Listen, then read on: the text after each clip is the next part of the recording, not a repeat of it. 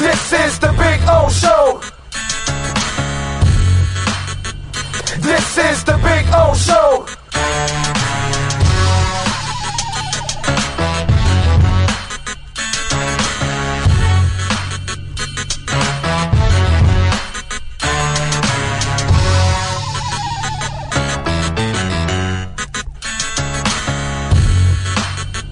This is the Big O Show. This is the Big O Show.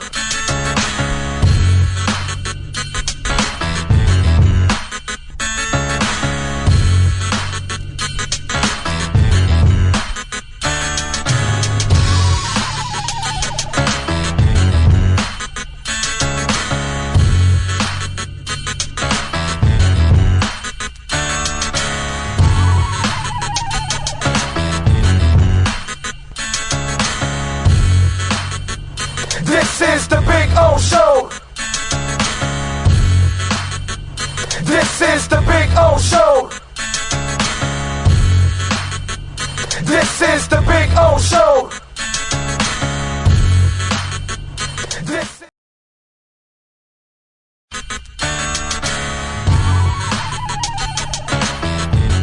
So here we are. I wanted to show you the backyard again because we had some trouble last time, but you know, cuttersedgepro.com does some amazing stuff, and they're the boys and the girl.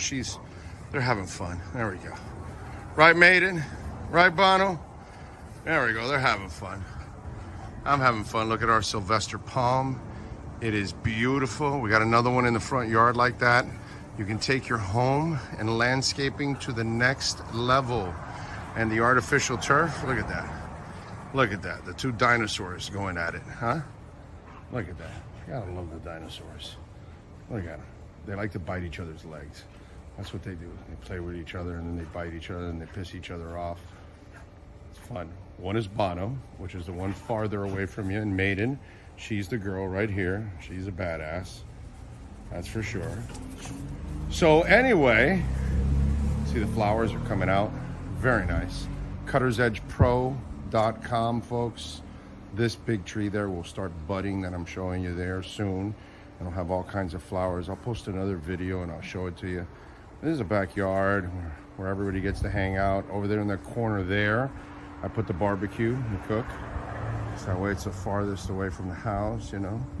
If I light myself on fire or somebody else, we're out in the corner away from everybody. There you go. So you can get some flowers coming out, which is a beautiful thing. And I swear by this artificial turf, it always looks phenomenal. I don't have to cut it. I don't have to water it. And so I'm saving a lot of money, hundreds and thousands in the long run, because I'm not watering or, of course, cutting the grass. And you know, here in South Florida, we cut the grass like every 10 to 14 days.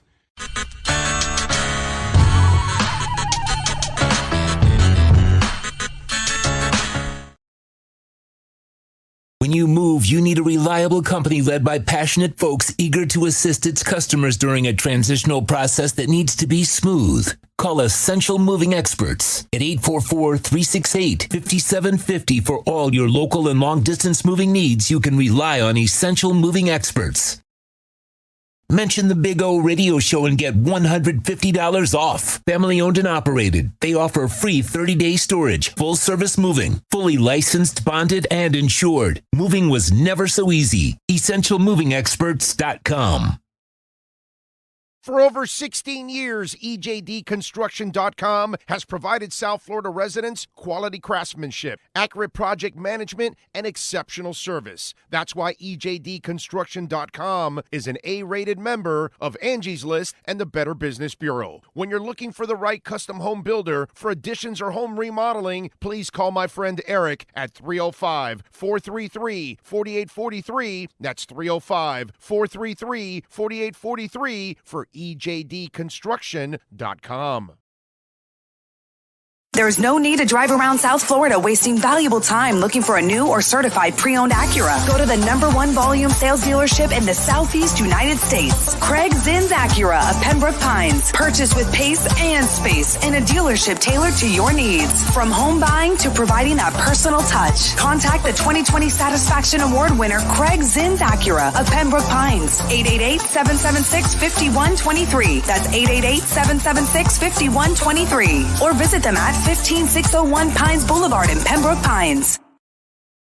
For over 16 years, EJDconstruction.com has provided South Florida residents quality craftsmanship, accurate project management, and exceptional service. That's why EJDconstruction.com is an A-rated member of Angie's List and the Better Business Bureau. When you're looking for the right custom home builder for additions or home remodeling, please call my friend Eric at 305-433-4843. That's 305-433-4843 for EJDconstruction.com.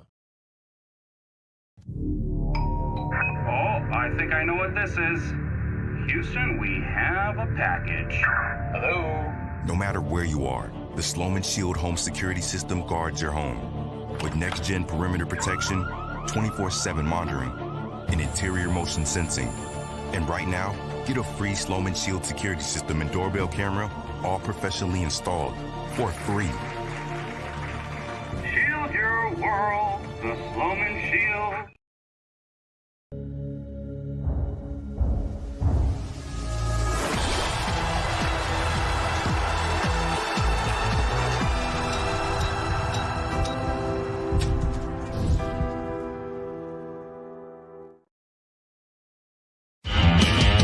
Welton Rayom has more than 62 years of litigation experience handling insurance disputes. They're committed to resolving even the toughest insurance claims quickly. Call them for a free consultation. 954-966-4646. At Welton Rayom, they don't get paid unless you win. Property damage claims to your home, business, or condo as a result of a hurricane. Welton Rayom can help. Water, mold, fire, smoke damage, Welton Rayom can help. Call 954-966-4646.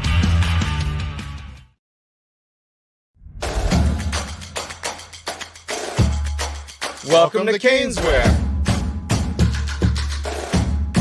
New store, new items, same great experience. Family owned and operated since 2010, Caneswear has the latest merchandise from the Miami Hurricanes, Miami Dolphins, Florida Panthers, Inter Miami CF, and more. Come visit us at our store in Davie on University Drive, just south of 595, or online at caneswear.com. Caneswear, the spot Miami fans shop.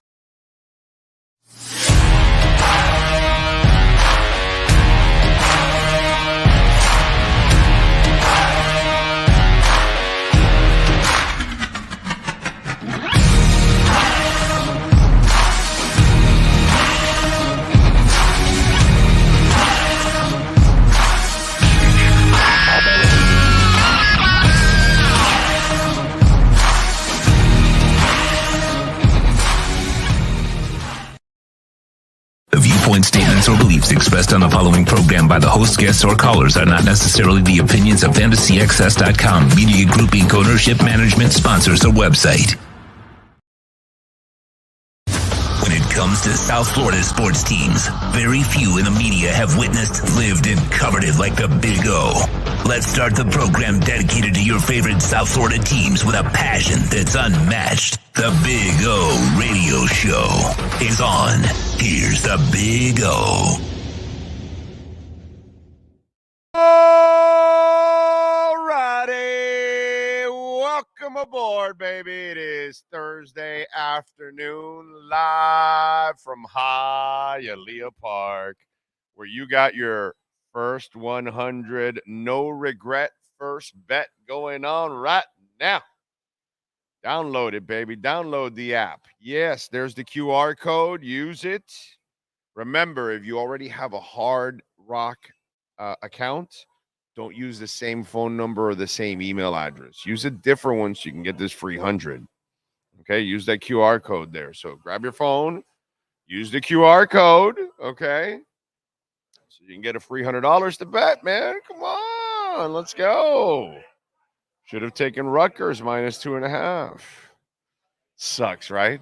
I mean, it just sucks. Like, I saw the line. I'm like, there's only one bet you make here. Rutgers -2.5. I got to tell you, I hate that I don't trust Cristobal on game day. Like, everything else about Mario Cristobal is freaking fantastic. The human being, the leader, the recruiter, all that stuff. The game day coach? It's what I told Sean. My problem is that I know he's not a difference maker on game day. So this is a game where you kind of like need, a difference maker, and I'm hoping, and this is not like you're playing a great team, but they're 6-6 in the Big Ten, so they're better tested is the problem with that. You know what I mean? And that's the part that sucks. They got lucky that they missed a field goal because they've run up and down on the field on them. I mean, they have handled Miami from the get-go. This is the first bowl game that I watch, and now I'm not really watching it. You know what I mean? Because I'm doing a show, so there's no way the beauty of being out here in the poker room is the ladies bring you drinks. They can bring you food if you want. Get that chicken sandwich baguette style. Man, that thing is good. They season the tomatoes and everything. Oh, it's good. Anyway, so they'll bring you drinks and they'll bring you food, and then you got TVs everywhere, so you can watch. Like right now, to his right, he can see the UM game. To my left, I can see the UM game. There's a basketball game on from last night. There's racing going on around the country, whatever, so you can make some bets, and that's the beauty. Now you're going to have sports betting too.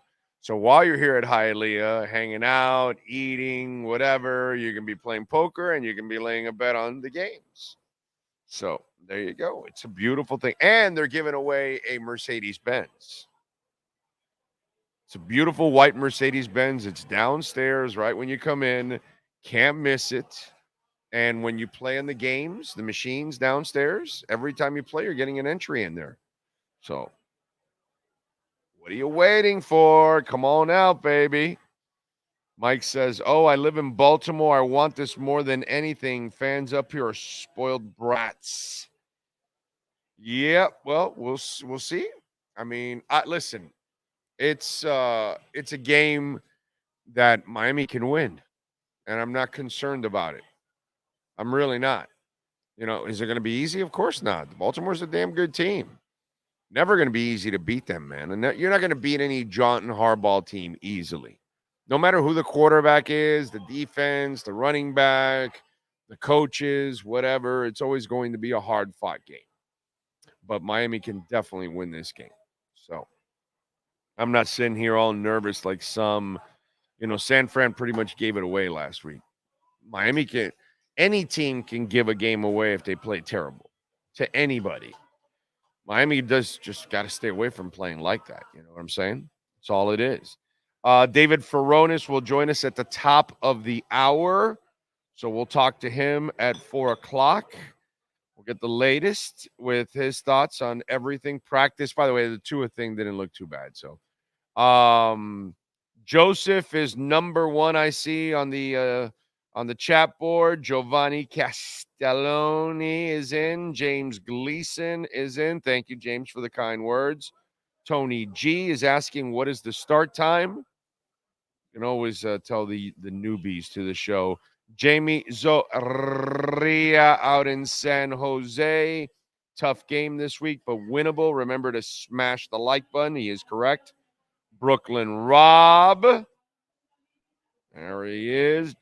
Gleason says, would be extra special for me if the Dolphins win the Super Bowl this year. My late dad and I have been fans since 1969, 50 years since the Fins won Super Bowl VII. A win and Super Bowl is on my late dad's B-Day. Nice. That would be good. And hopefully you're in Vegas with me and Sean. Sam the Man is in. Mike wants this badly. EJ Barro. Rob G. I'll be at the game on Sunday to watch our Dolphins take the number 1 seed in the AFC. I like it. Kyle Cockrell, he likes Neutron. And we talked a little bit about Neutron. By the way, there's a nice little dip here. I bought more today for the dip. I got to take advantage. I'm loading up. I'm only buying Bitcoin. I'm still buying Alethea, and I'm still buying. And now I'm loading up as much as I can on Neutron. As much as I can on Neutron. Everything else, I've got my bags set on that. But yeah, to me, the Neutron play is a very interesting one, and one that I think is going to blow up and going to allow us to get profits along the way. So Kyle and I were going back and forth on it. He says, didn't find anything on the team, but didn't really try hard. Well, the team actually is a lot of the people that are part of Cosmos that helped create the Neutron. And they're doing it for a reason, because they needed DeFi and they needed smart contracts. And so that's why. And this is why I feel it's also going to grow, because it's created by Cosmos for the entire ecosystem. And Neutron has bridges to all the other chains. So you can go from Cosmos to Binance, from Cosmos to Ethereum, from Cosmos to Avalanche, from Cosmos to VeChain, from Cosmos, and so on and so forth. And because you can do that, so you're going to be able to do smart contracts all across the Cosmos ecosystem, and you need to do business outside, you're going to be able to do it also. I think that's genius. I just see a lot of injective protocol in it, in a way that I see a lot of the similarities that, a coin that is in the low $1, like I gave you, injective protocol at $1.43, $1.71, and now it's, $33, $35. I kind of see a lot of the similarities here. And I think I think it's very possible. And because of the low market cap, oh my God. You know what I mean? So I just think that this is one that it's a good play, man. I really do. But again, I am not a financial advisor. Do your own homework and check it out. Let's see. What else do we have? The chart looks great. He says it looks like it's primed to pump. Like I said, I think it has 10x, maybe 25x or more potential. I think it's a decent play, just like take profits along the way, like you say. Exactly. You got to take profits always along the way and get your initial investment out, and then you're playing with house money.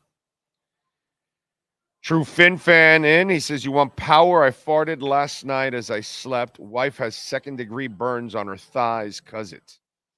That's a strong one right there. Todd says the U is back to playing a meaningless bowl game.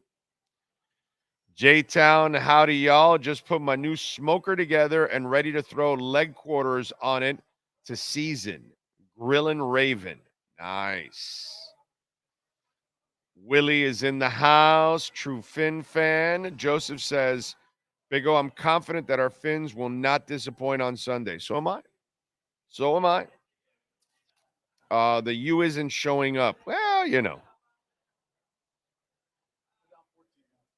it's only 14-0.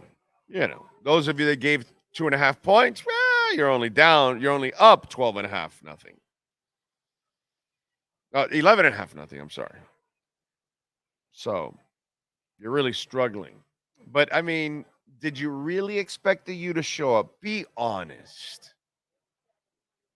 Like, I expected this to be. I was talking to my buddy yesterday. He's a huge fan. He's looking at the line. I go, brother, lay the 2.5. Boy, I can't go against. Well, then don't bet the game.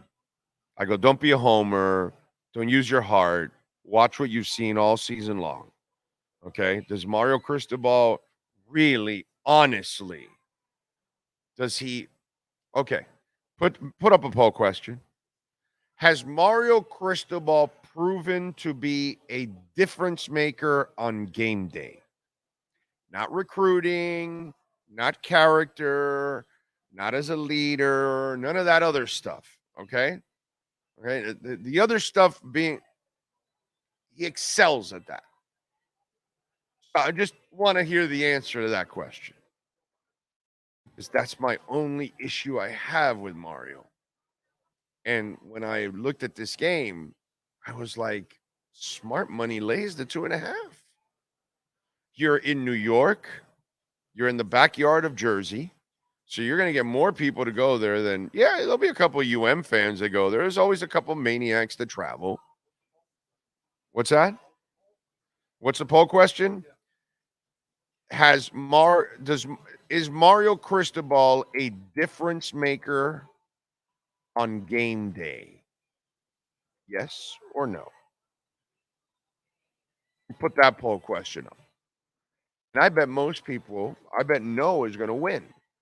And if it's no, why would you think that you were going to get some kind of a special performance from a team that also players defected? They either left the program or left to the draft. I really have a hard time believing that. There you go. Poll question up. Is Mario Cristobal a difference maker on game day? Miles Deep, greetings from Vegas. We'll see you soon, sir. Alexis Palenzuela, John Padilla, NorCal, Think Blue Dodgers, Silent Assassin. Tyreek Hill says that Waddle will be playing. Waddle will not play. NorCal, Joseph, Chris Johnson. And NorCal says, F the Ravens. Yes, sir. I want to tell Haven Jeb it's Cash Big O Show. Oh, yes. Cash App or Venmo, Cash Big O Show. And remember, you can make a Bitcoin donation, which we love our Bitcoin donations. Rosendo is in the house. He says, let this Thursday be filled with possibilities. Be aware of the opportunities around you. Don't just go through the day. Live the day with your eyes and your mind open. Check MP says, this weekend we find out if the Finns are attending a standing in business or a straight fugazi. I can't wait. Isn't that what was last week? I don't know anything about Colin Coward's comments, Gus. I've seen you guys like retweet it and all that. I haven't bothered to listen. So, you know what I mean? It's Colin Coward, my brother. I don't know why you guys do this to yourselves. You know what I mean? I really don't understand it. So I don't know what he said now. And I really don't care, to be quite honest. I get it. Other media needs to do that because they need the clicks and they got to go do it and got to get as many clicks and views and stir it up as much as possible. If I had to go over every stupid thing that is said, I'd spend my entire show doing it. I already have something about other media members already today. You know what I mean? Stack Johnson says the national media constantly moves the goalpost on the Dolphins. It's not them. The South Florida media this week, I ain't listening. You know it. What's cracking, big BTC to the moon, says Mr. Escobedo. I give you credit for putting me on this crypto journey. I was able to make $1,800 in 3 days swing trading last week. Good for you, bro. Good for you. I don't have money like that, so I can't do the swing trading stuff. I'm a long-term guy. So whatever I like and invest in, I'm not looking to get in and get out right away. I'm looking to make money long-term and be able to make the money, pull the profits out, and continue. And I've pretty much done that with almost every coin that I've talked about here on the program. So I'm pretty proud of that I have guided you guys through a bunch of really good things, including the number one altcoin all last year and a half, which is Injective Protocol. So that is our number one call from the get-go. That was ballsy, and it was in the middle of a bear market, which to give you a coin that goes up 2,000% in the middle of a bear market, that's cojones right there, buddy. That's cojones. Let's see. It's easy, but you guys need to realize, says Cap for Life, once you do make an account, you have to place the first bet in order for the $100 to kick in. That's right. Nothing wrong with that. You're going to make bets anyways, right? It's kind of the idea. Big O, please do not address the Colin versus Hill. It's not worth it. So it's Cowturd versus Tyreek? I don't know anything about it. I'm sure Hill probably went back at Colin for something they said, Oh. I'm sure, and that was probably a back and forth, I'm sure. Okay. Yeah, I don't really care. He's my quarterback. Yeah, I don't even know why Tyreek would waste his time with this fool. Like, it's obvious the guy does no homework when he does his show. I've kind of told you guys this already. It's kind of obvious. They're just clickbait type hosts. That's all it is. So, Anyway, I give Mario one more season before truly convinced he's not a game day coach. All the great recruiting classes don't mean squat if on game day you crap to bed. Middle Tennessee last year and Georgia Tech this year. And crappy 2 seasons where you really haven't improved much. I don't know what more you need to see on game day. I'm just not impressed at all on game day. What do we got so far? 86% say no. Wow, 13% said yes. I'm interested really in the 13%. Like, how do they even justify the votes? Mario's watching on the sideline. Must be. Is it more than 14-0 now? Rutgers has the ball again? Probably. The Canes had the ball, and now it's on a commercial, so I'm thinking they probably had to punt. Yeah. Mario's decision not to take a knee is all we need to know. That was as dude, they made a commercial out of it. You saw that, right? Have you seen the commercial? Oh my God. So ESPN has a commercial about betting. And 3 guys are out in the street. And it's SVP, right? And 2 other guys. I'm trying to remember who the other guys are. And they're discussing the game last night. And one goes, "Did you see that game? Yeah, I couldn't believe he didn't take the knee." And then the other guy comes out with his trash can and he parks. He goes, "Dude, I hit the over." Because after they score, right? Have you guys seen that commercial? So ESPN has that commercial out. And it's 3 guys, and they're literally talking about our boneheaded coach and his move against Georgia Tech. Because it's one of those bad beat type of things. So it is perfect that SVP is there, obviously. And then the other 2 guys, I forgot who the other 2 guys are. Or it's just out of my... It's like a dream. You know when you dream all the time? You're dreaming with a whole bunch of other people, but you never really know who the faces are. You're dealing with somebody and talking with them, but then you wake up and you go, who was it? There was no face to it. Like, wait a minute, in this adventure in my mind, we ran across 4 mountains, fought off like an entire group of lions. We jumped in a spacecraft, went all the way to Mars and came back, but I don't even know who I did it with. That's how a dream is, right? That kind of stuff right now. It's like a dream. I don't remember who the other 2 faces are with SVP. No, they haven't. Most people maybe haven't even seen the commercial.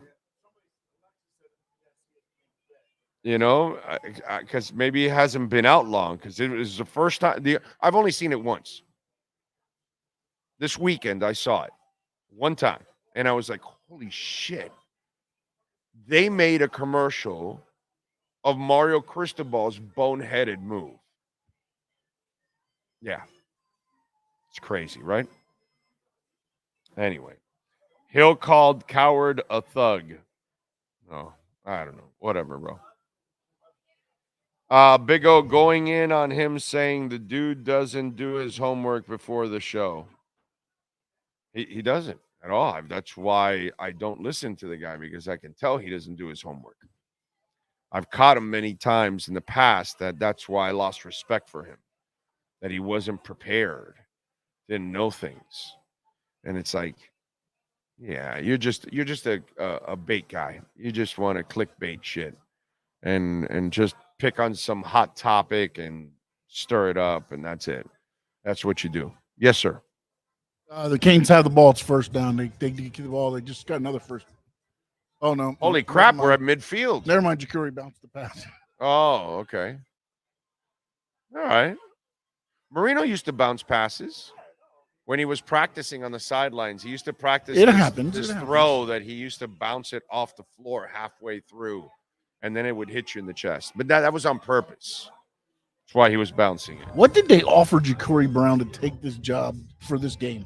I think it is that he didn't have great offers or any offers, and then he said, I need to play this game to try to showcase my skills, so then somebody will offer me something and I can get out of here in the transfer portal. That's what I'm guessing. Ja'Cory had no offers that were sexy. You know what I mean? Like Middle Tennessee, Eastern State Tech offered something, but not Missouri. You know what I'm saying? Cal Polytech offered him something, but not Texas. You know? So that's probably what happened. You know? Florida Gulf Coast. Wait a minute, they're basketball. Yeah, but they offered him a football one. And he's like, damn, why couldn't I get something from Central Florida? And that's probably what's going on with Ja'Cory. So he probably said, I got to do something here in this bowl game and get me some attention. And that's what's going on. Big O saw a rerun the other day. You're a lefty. Wow. Would have never guessed it. Big O family don't have grapes on New Year's. They give out Nature Bee. 12 Nature Bees? Well, you can't OD on it. So that's the good thing about it. Yes, I am. I'm not a lefty. Okay? I'm a weirdo. All right? I write left. I eat right. I shoot left. I catch right. I bat right. Don't bat left. So I do some things righty and some things lefty. And whatever I do righty, I don't do lefty. Whatever I do lefty, I don't do righty. So I'm not ambidextrous. Okay? I'm weird, is what I am. So I'm not really a lefty, and I'm not really a righty. I'm kind of like, it kind of goes with my politics. How about that? I did not realize that. Like, I don't give a shit about the right or the left, especially the far left and the far right. I really laugh at those idiots. I did not realize that. How about that? How about that? I did not realize it. Now I just picked up on that. Wow. Damn, you learn something every day. I learned something about myself. My abilities on right and left are exactly like my politics. Don't care about either one. That's pretty good.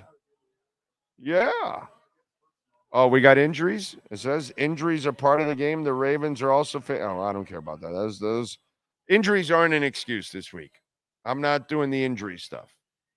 Dolphins are healthy enough. I saw the videos. Tua's thumb is fine, by the way. Okay, let's not make a big deal out of it. Tua's fine. Everybody's banged up somehow at this point. You know what I'm saying? There are zero excuses. Find a way to win the game. Okay? Tua beat the Ravens without practicing. 2 years ago, he didn't practice. He had no first-team reps at all the entire week. Jabroni Brissett got all of the first-team reps. Okay? And then he got injured, and Tua had to come off the bench. I saw him that day, too. He put the golf club down because he was actually, like, working on his putting on the sidelines. Yeah, the chipping. He was. And he was doing a good job, too, by the way. He was really concentrated. Games going on. Fans are screaming. And he was putting. And I saw him sink a couple of them. Sunk like an 18-footer. Telling you, I saw it because some of us had money on it, and then they called him to go in and actually play the game, and he went and beat the Ravens with no practice, no first team reps, a lot of golf swinging, and he got it done. So you know what I mean. And then last year he was like 21 down, no problem, man. We can get it done. So. Kane's QB is straight trash.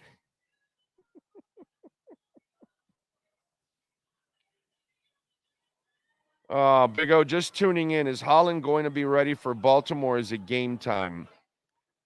I think Holland's getting really close. I think he's going to be ready for the Buffalo game. I think you get back Hunt and definitely Jackson this week. I think you get your linemen back. I don't know if you get Holland back this week because it's 2 sprained MCLs. He's making a lot of progress from what I'm hearing. Let's see how he practices because he really needs. He hasn't practiced in weeks, and if you see a lot of is he practicing today?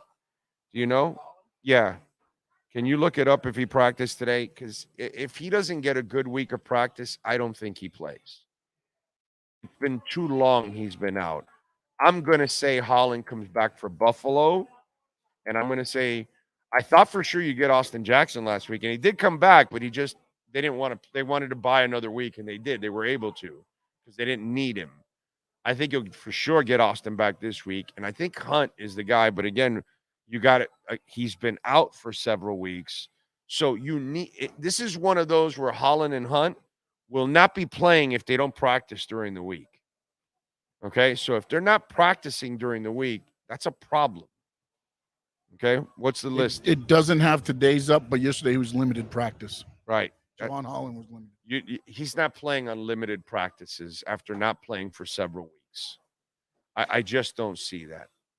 So I can see this as the limited week that works to a full week next week, and then he plays against Buffalo. That's what I'm gonna go out and tell you that. The Hunt one, I think you can get him back. What was Hunt yesterday? Was Hunt limited also, or was he practicing? He did not practice, then that's not good either. That's not good either. Yesterday did not practice was Hunt, Waddle, Mostert, Tyreek Hill, Teron Armstead. But again, some of these are the other ones are rest. The other ones are precautionary. A-Chain and Chosen. Sorry, Robbie Chosen. Well, Chosen has the concussion, so but I'm not really worried about Chosen's not a reason why you're going to win anything. You know what I mean? I'm not really worried about Chosen, but like the Waddle one, he ain't playing. He's not playing for the rest of the year.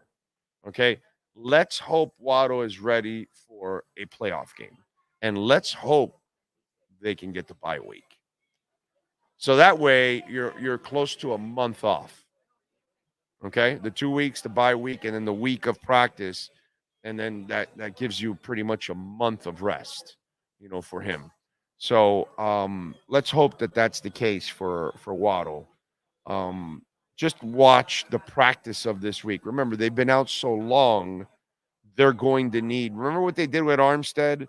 That they brought him back and he had kind of limited practices, and then the following week he had a full week of practice, and then they played him. I imagine the same thing is going to happen with Hunt and Holland. I have more hope for Hunt this week than Holland, but we'll see what happens. Again, I need to see Hunt really practice, and today he has to practice. If he doesn't have a full practice, he's not playing. That would be my educated guess. Okay. I'm very nervous about the Ravens game. The injuries are the only reason I feel like this. I said 0-3 to finish, and I'm happy I was wrong to start it off with the Cowboys regardless. We'll go 2-0, my brother. Have some faith. They'll get it done. Let's see. Big O laughing my ass off. Do you wipe left or right? Right up the middle. Right up the middle. It's better. Going left or right, you're not really wiping right.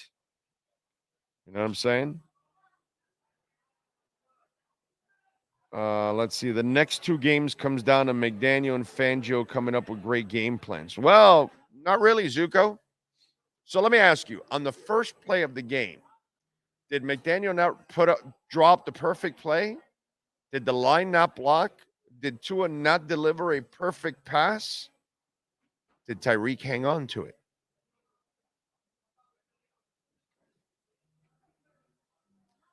Defense was called.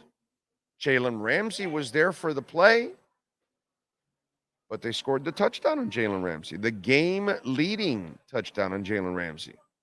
So did Fangio not call the right defense, or did Ramsey not execute? Those are your two best players. Examples. So it's not as simple as the coach has got to drop the right play. If your players don't execute, none of it means shit. Kansas City game, you only lost it because one player didn't execute.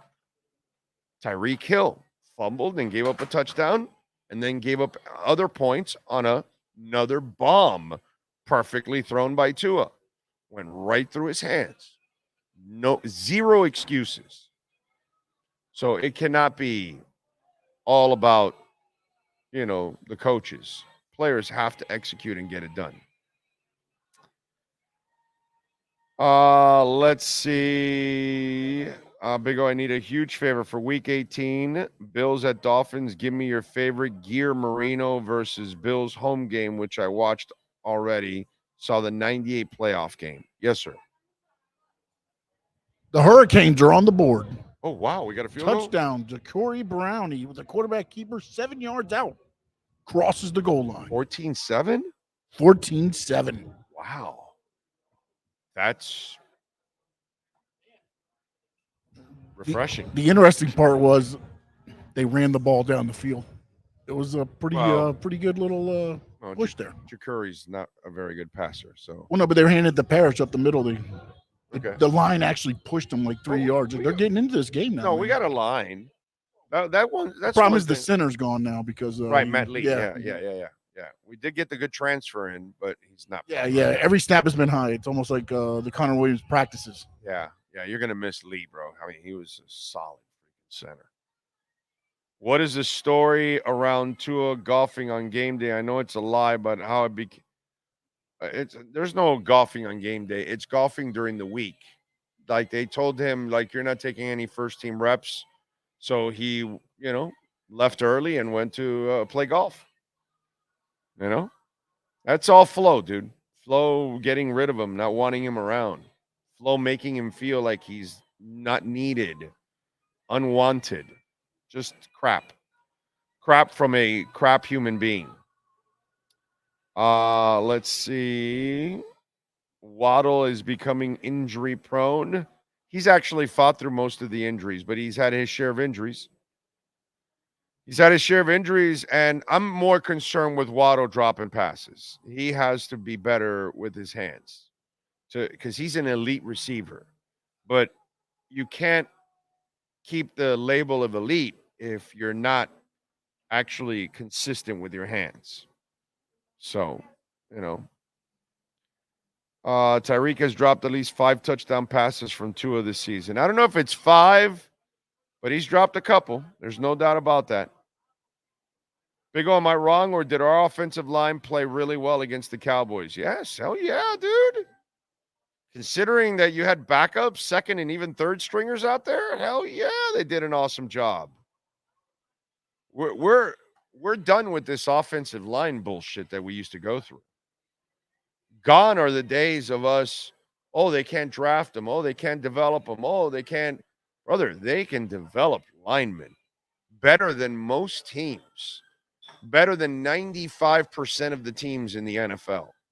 I don't think there's more than 1 or 2, 3 teams maybe that are better than Miami at developing offensive linemen. I have not seen that. This is like the Heat, the way they develop linemen, the way the Heat develop players. It is awesome. Like that is one of the areas that I have my least concern as a Miami Dolphins fan is the offensive line. They do an amazing job. I put 300 on Miami, says Green KC. Tua's 20-5 at home in his career, the best winning percentage at home by any active NFL QB. Did not know that. Eichenberg has played well. Yes, man. I told you guys, you got to stop getting off of Eichenberg. We got to get off Eichenberg's ass because the guy has gotten better as a player, and he's only going to get better. The day he gets to, like, really settle down in one spot, he will excel and become a good player. I truly believe that. Because I believe him and Austin Jackson and Rob Hunt were good players. They were good draft picks. It's just we had the wrong people teaching them. Now we have the right people. Now they can actually grow as players and human beings. So, let's see. Big O was your favorite chronic caller when on the radio. Chronic caller. Favorite chronic caller. Chris and Homestead. Rest in peace. I don't know if his family and I don't know if his son still listens. But Chris and Homestead, we lost him. And I would give him the label of probably my favorite chronic caller. Always had a smile on his face because I would see him at my appearances. We had a toy drive for 13 years that benefited the Miami Children's Hospital, Variety Children's Hospital. Now it's called Joe DiMaggio or whatever. And Chris and his family would always come to our live events during that month and bring toys. Always just a beautiful human being, Chris and Homestead. And I haven't seen his son. I haven't seen his wife in many years, and don't know if they listen still or anything along those lines. But I want them to know that I'll never forget Chris and Homestead. That's one of my favorite listeners, one of my favorite people, one of my favorite chronic listeners. And he was just an absolutely perfect person. And we lost him at, he's a father and a husband. His son must have been, my Lord, that child must have been 12 years old when we lost Chris. And Chris must have been in his late 30s to early 40s. So we had no business losing Chris from Homestead. And so that would be the guy that I will say I will remember, and rest in peace, Chris. Love you, brother. Appreciate you immensely. Appreciate your friendship. Appreciate your family. So there you go. That's somebody that I'll never forget. Let's see. Travel adventure with Eric B. It's all about the poo. And then he's got a turd next to it. Big O, do you think the Dolphins will run heavy this game, or do you think Fangio can come up with a good game plan to contain Lamar? I think he'll be able to contain Lamar. Plus Lamar, the beauty of what Lamar does at times is he plays into your hands because he doesn't want to run.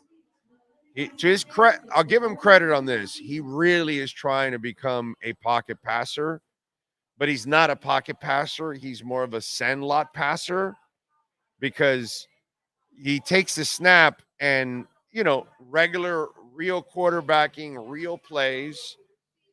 There's a play design and a run, and within 2 seconds, you have a decision made. And within that 2 to 3 second window, you're making a decision in that 1 second.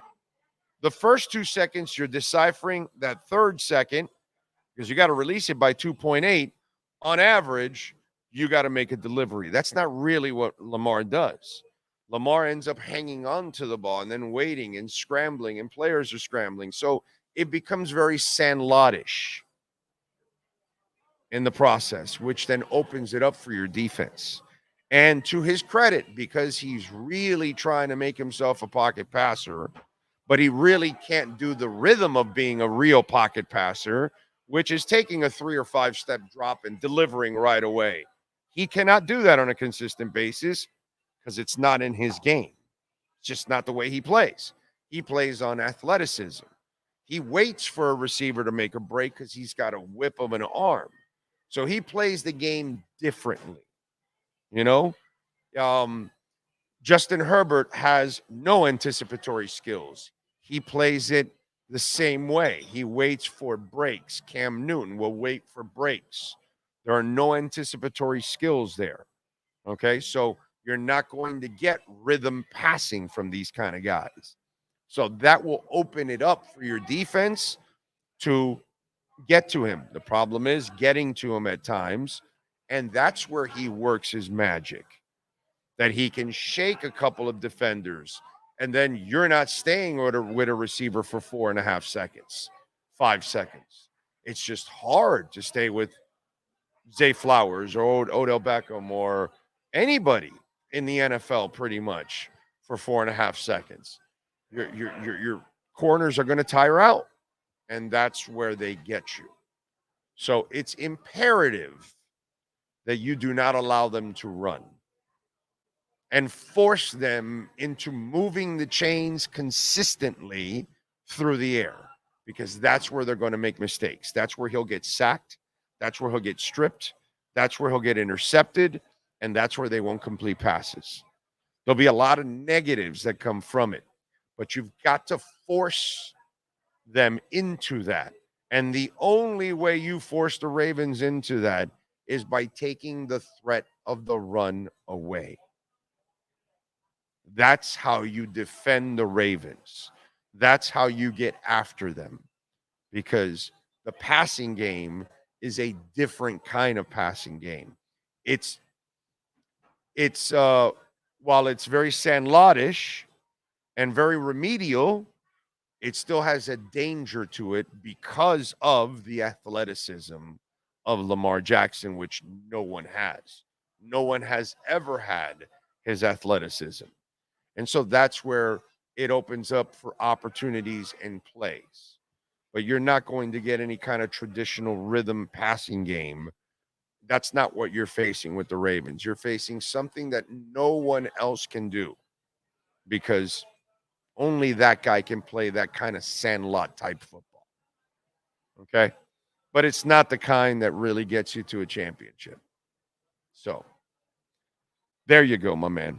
That's what you've got to do in order to attack and win against Lamar Jackson and the Ravens.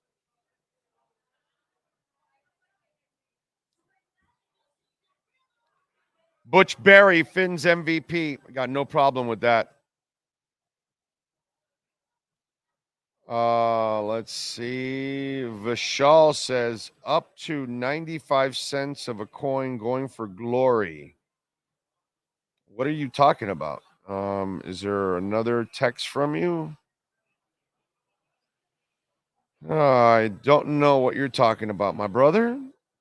Intrigued because, it is crypto, so I am kind of intrigued what you're talking about. Good afternoon, Big O. Hope all is well with you and your family. Thanks for giving us great content. Thank you, Super V. Very nice of you, sir. Old top 5 old school food spots in Miami that aren't around anymore.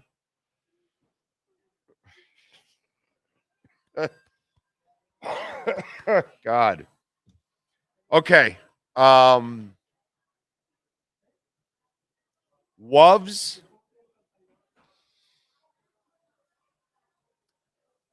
Kenny Rogers Roasters.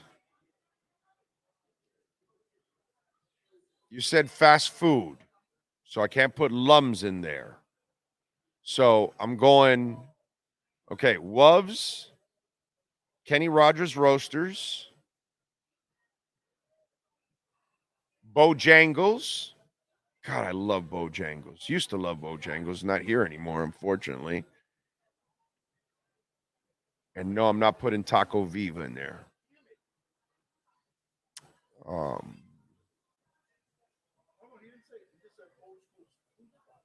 Oh, he said old school food spots. Oh, then, dude, I'm going Lums for sure. Oh my God, yes, Wubs and Lums. Like, I can't live without Wubs. I hated that Wubs closed down. Okay, Wubs burgers and shakes and fries, effing delicious. Okay, I mean effing delicious. So Wubs and the Golden Nugget is still around, right? No, not the no, it's not actually. No. It's the House of Pancakes. The Golden Nugget. There you go. On 27th Avenue and Flagler. The Golden Nugget. Great pancakes, great breakfast. So Golden Nugget, Lums, Wubs, what? Piccadilly Cafe. Oh, in Hialeah, Westland Mall. I had one, yeah. Westland Mall. We used to go to it all the time. That was pretty good. It's pretty good. That's a good job. A good job by you, Piccadilly's.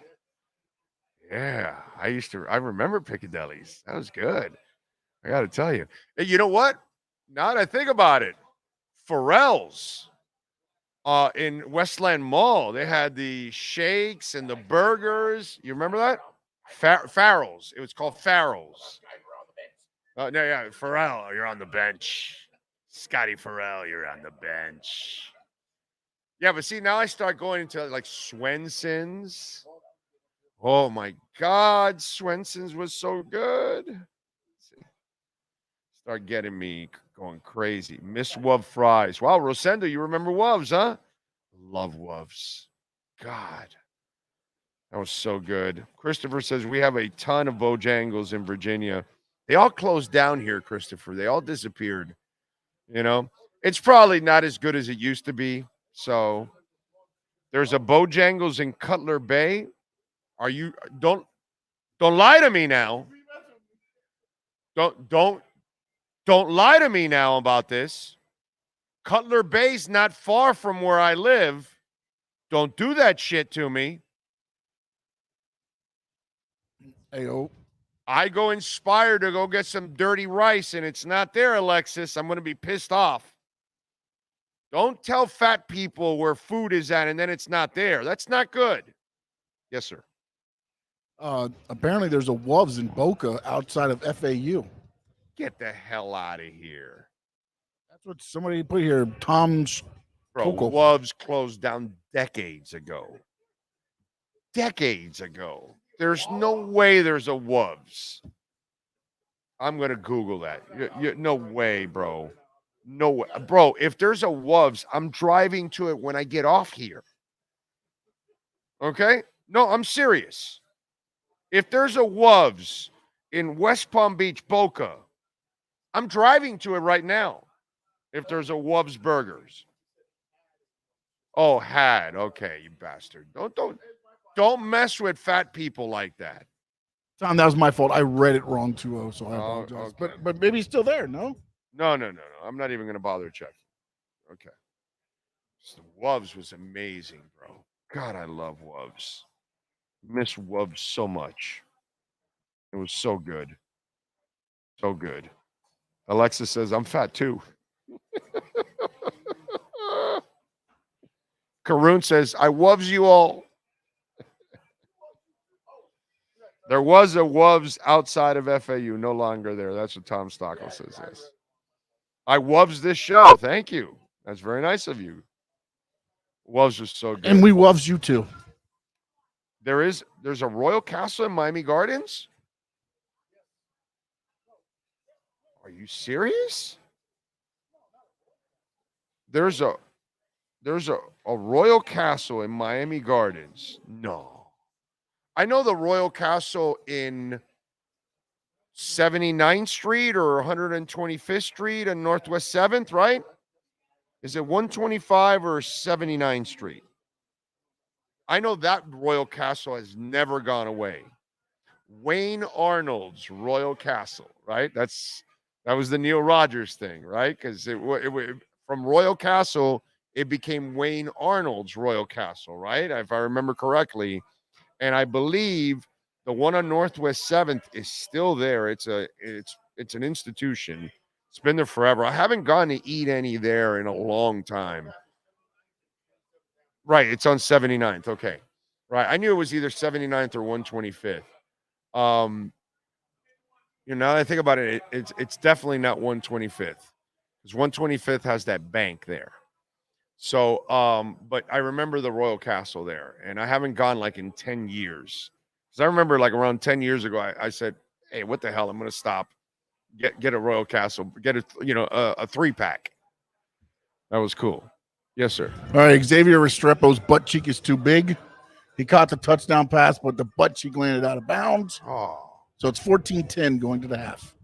It's better than I expected, I got to say. They came back. That's better than I expected. Anyway.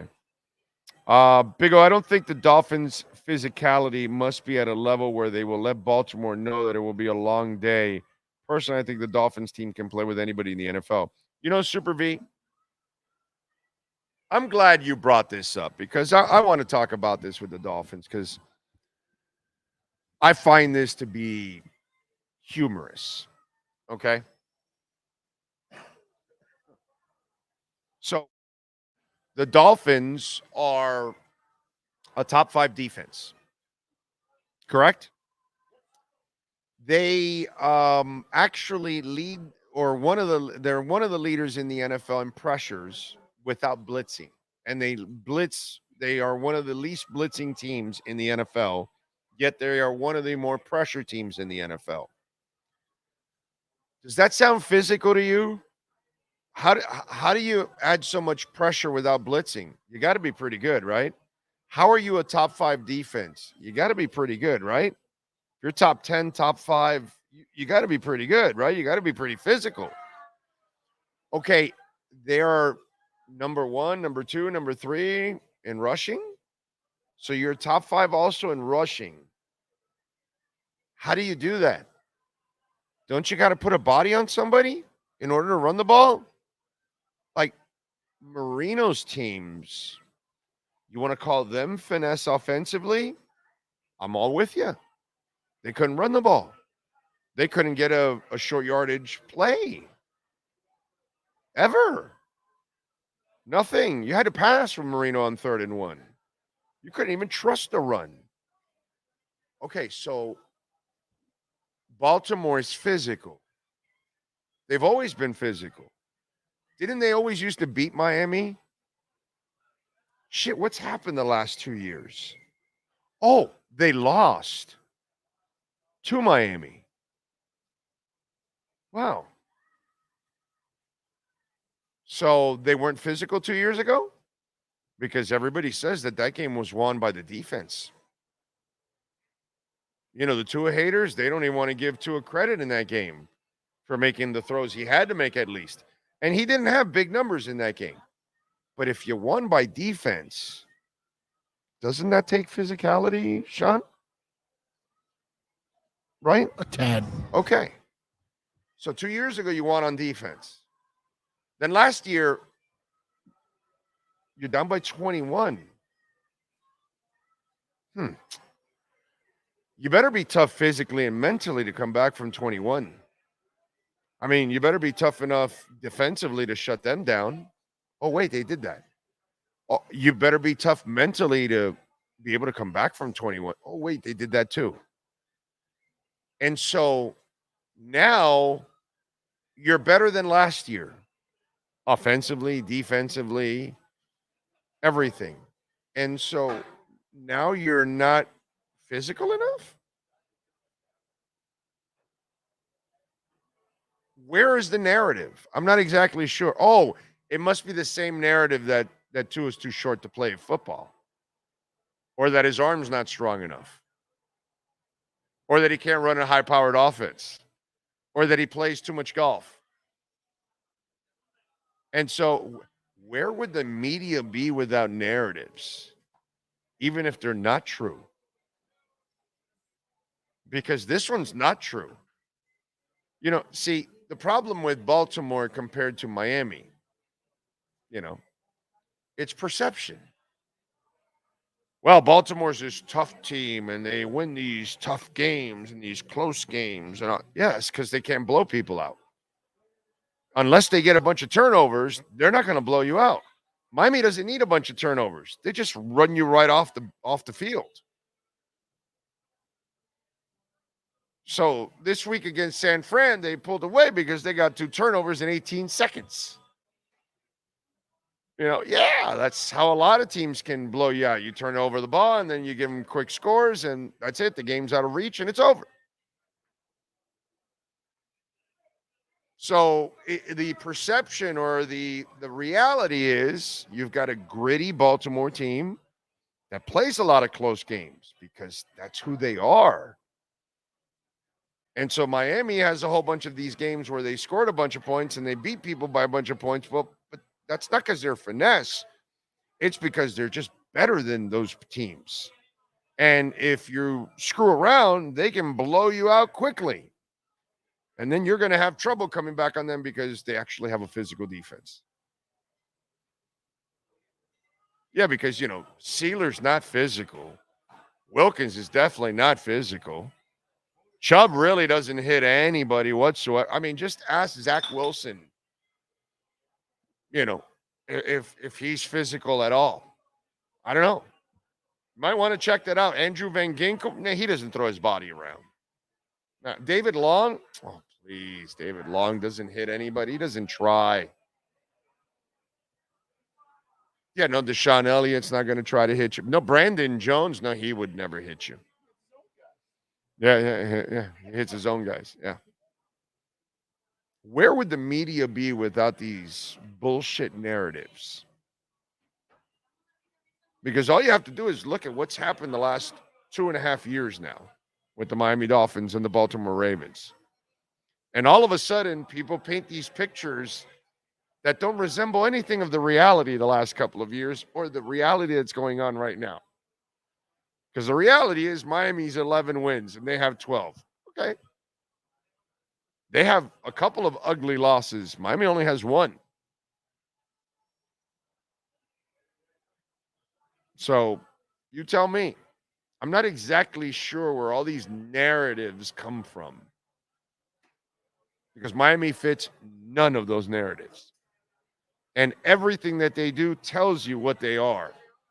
I'm sorry. They played a physical team last week, and they ended the game with a 3.5-minute drive that ran out the clock.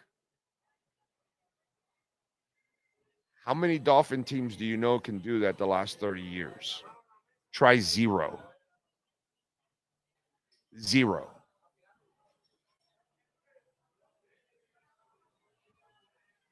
Don't know where they would be with it without these bullshit narratives, to be quite honest with you. But hey, it fills space and it gets you clicks and it baits people in. And that's mission accomplished. Hour 1 is done. Hour number 2 is next. We are coming to you live from Hialeah Park. The one and only David Furones and our Welt and Rayom Miami Dolphins report is next. Oh, great. You have a doorbell camera. Now you have a front row seat to your house getting robbed. They're breaking into my house! Ooh, there goes the TV. I'm sure it'll turn up at the pawn shop. No, not the TV! Just because you can see them, that doesn't mean you can stop them. With Slogans, you get 24-hour monitoring, a free home security system, and professional installation. Plus, free doorbell camera, one that'll actually work for you. Get out of my house! Get out of the house! Call 1-800-ALARM-ME.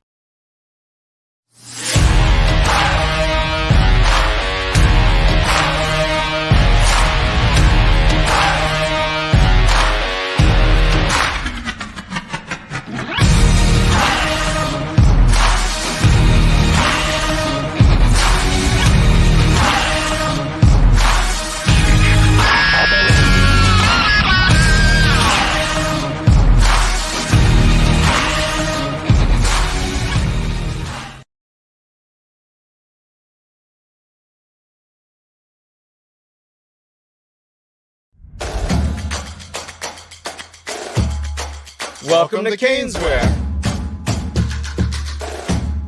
New store, new items, same great experience.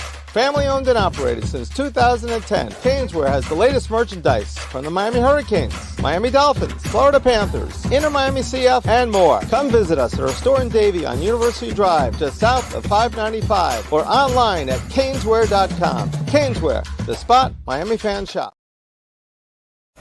With more than 62 years of litigation experience handling insurance disputes, Welton Rayom is committed to resolving even the toughest insurance claims quickly. At Welton Rayom, they don't get paid unless you win.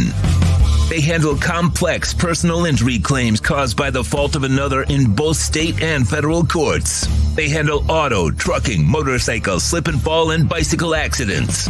Call 954-966-4646. That's 954-966-4646. Welton Rayom can help.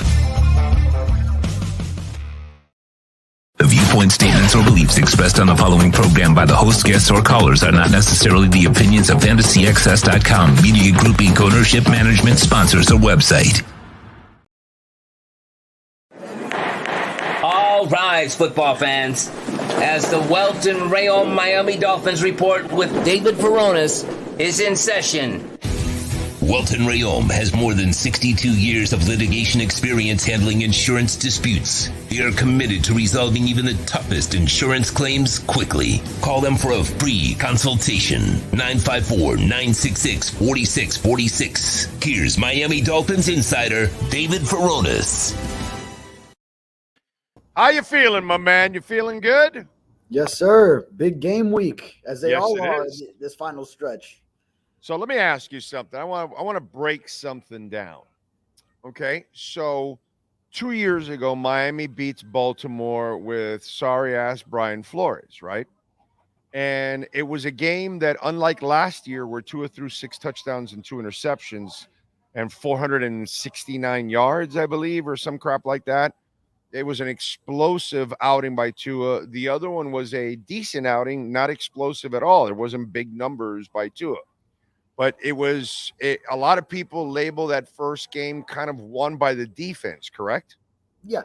Right? Oh, and Robert Hunt was the highlight, of course. Right. Yeah, right. The Okay. touchdown that wasn't. Yeah. Touchdown it wasn't, okay? Yeah. But I'm glad you can even mention that, and that's good because it's kind of that kind of helps me too.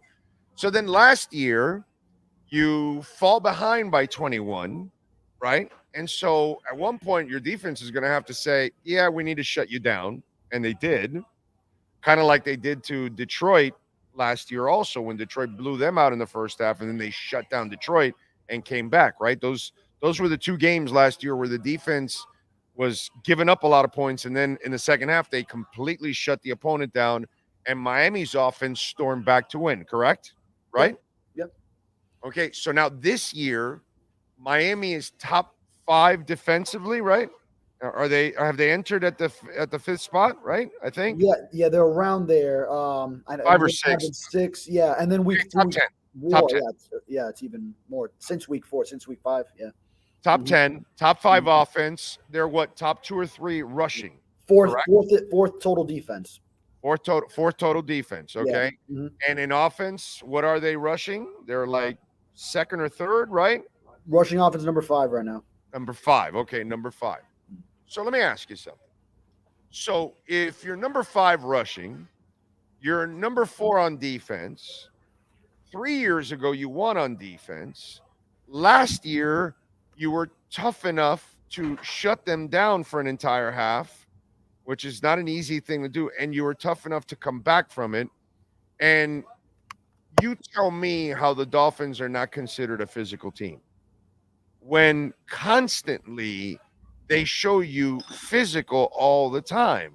Yeah. Why is it that everybody's so hooked on that narrative when it's just because they have these 2 fast receivers and a fast running back or fast running backs, and all of a sudden they think the entire team is finesse when you've got, like, brother, this past week you beat Dallas with a backup line that did a good job actually against the Dallas defensive front that's really, really good. How the F are the Dolphins not physical? Exactly. I mean, because people who don't watch every game, then what they'll do is just go to whatever thing they've maybe known from the past, or don't look into things that deeply. Like for example, Marino teams, Mhm. total finesse. Right. They never could stop anybody. They couldn't run the ball. They couldn't get short yardage when they need it. It was Marino or death. Yeah. That's it. Now, you want to call them finesse? Brother, I'm with you. You want to call these people finesse? I couldn't disagree with you more. Yeah. So I don't think those people are really looking at, okay, they are the number 5 rushing offense. They are the number 5 run defense. Those are two things that physical teams do.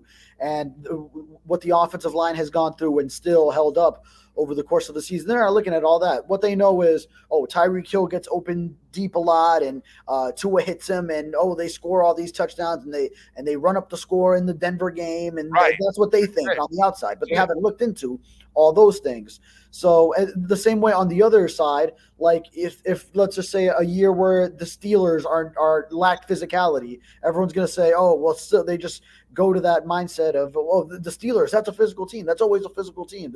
So even if that might not be the case that year. The drive that you witnessed last week to close out the game, that's a drive Marino never had in his playbook. Ever.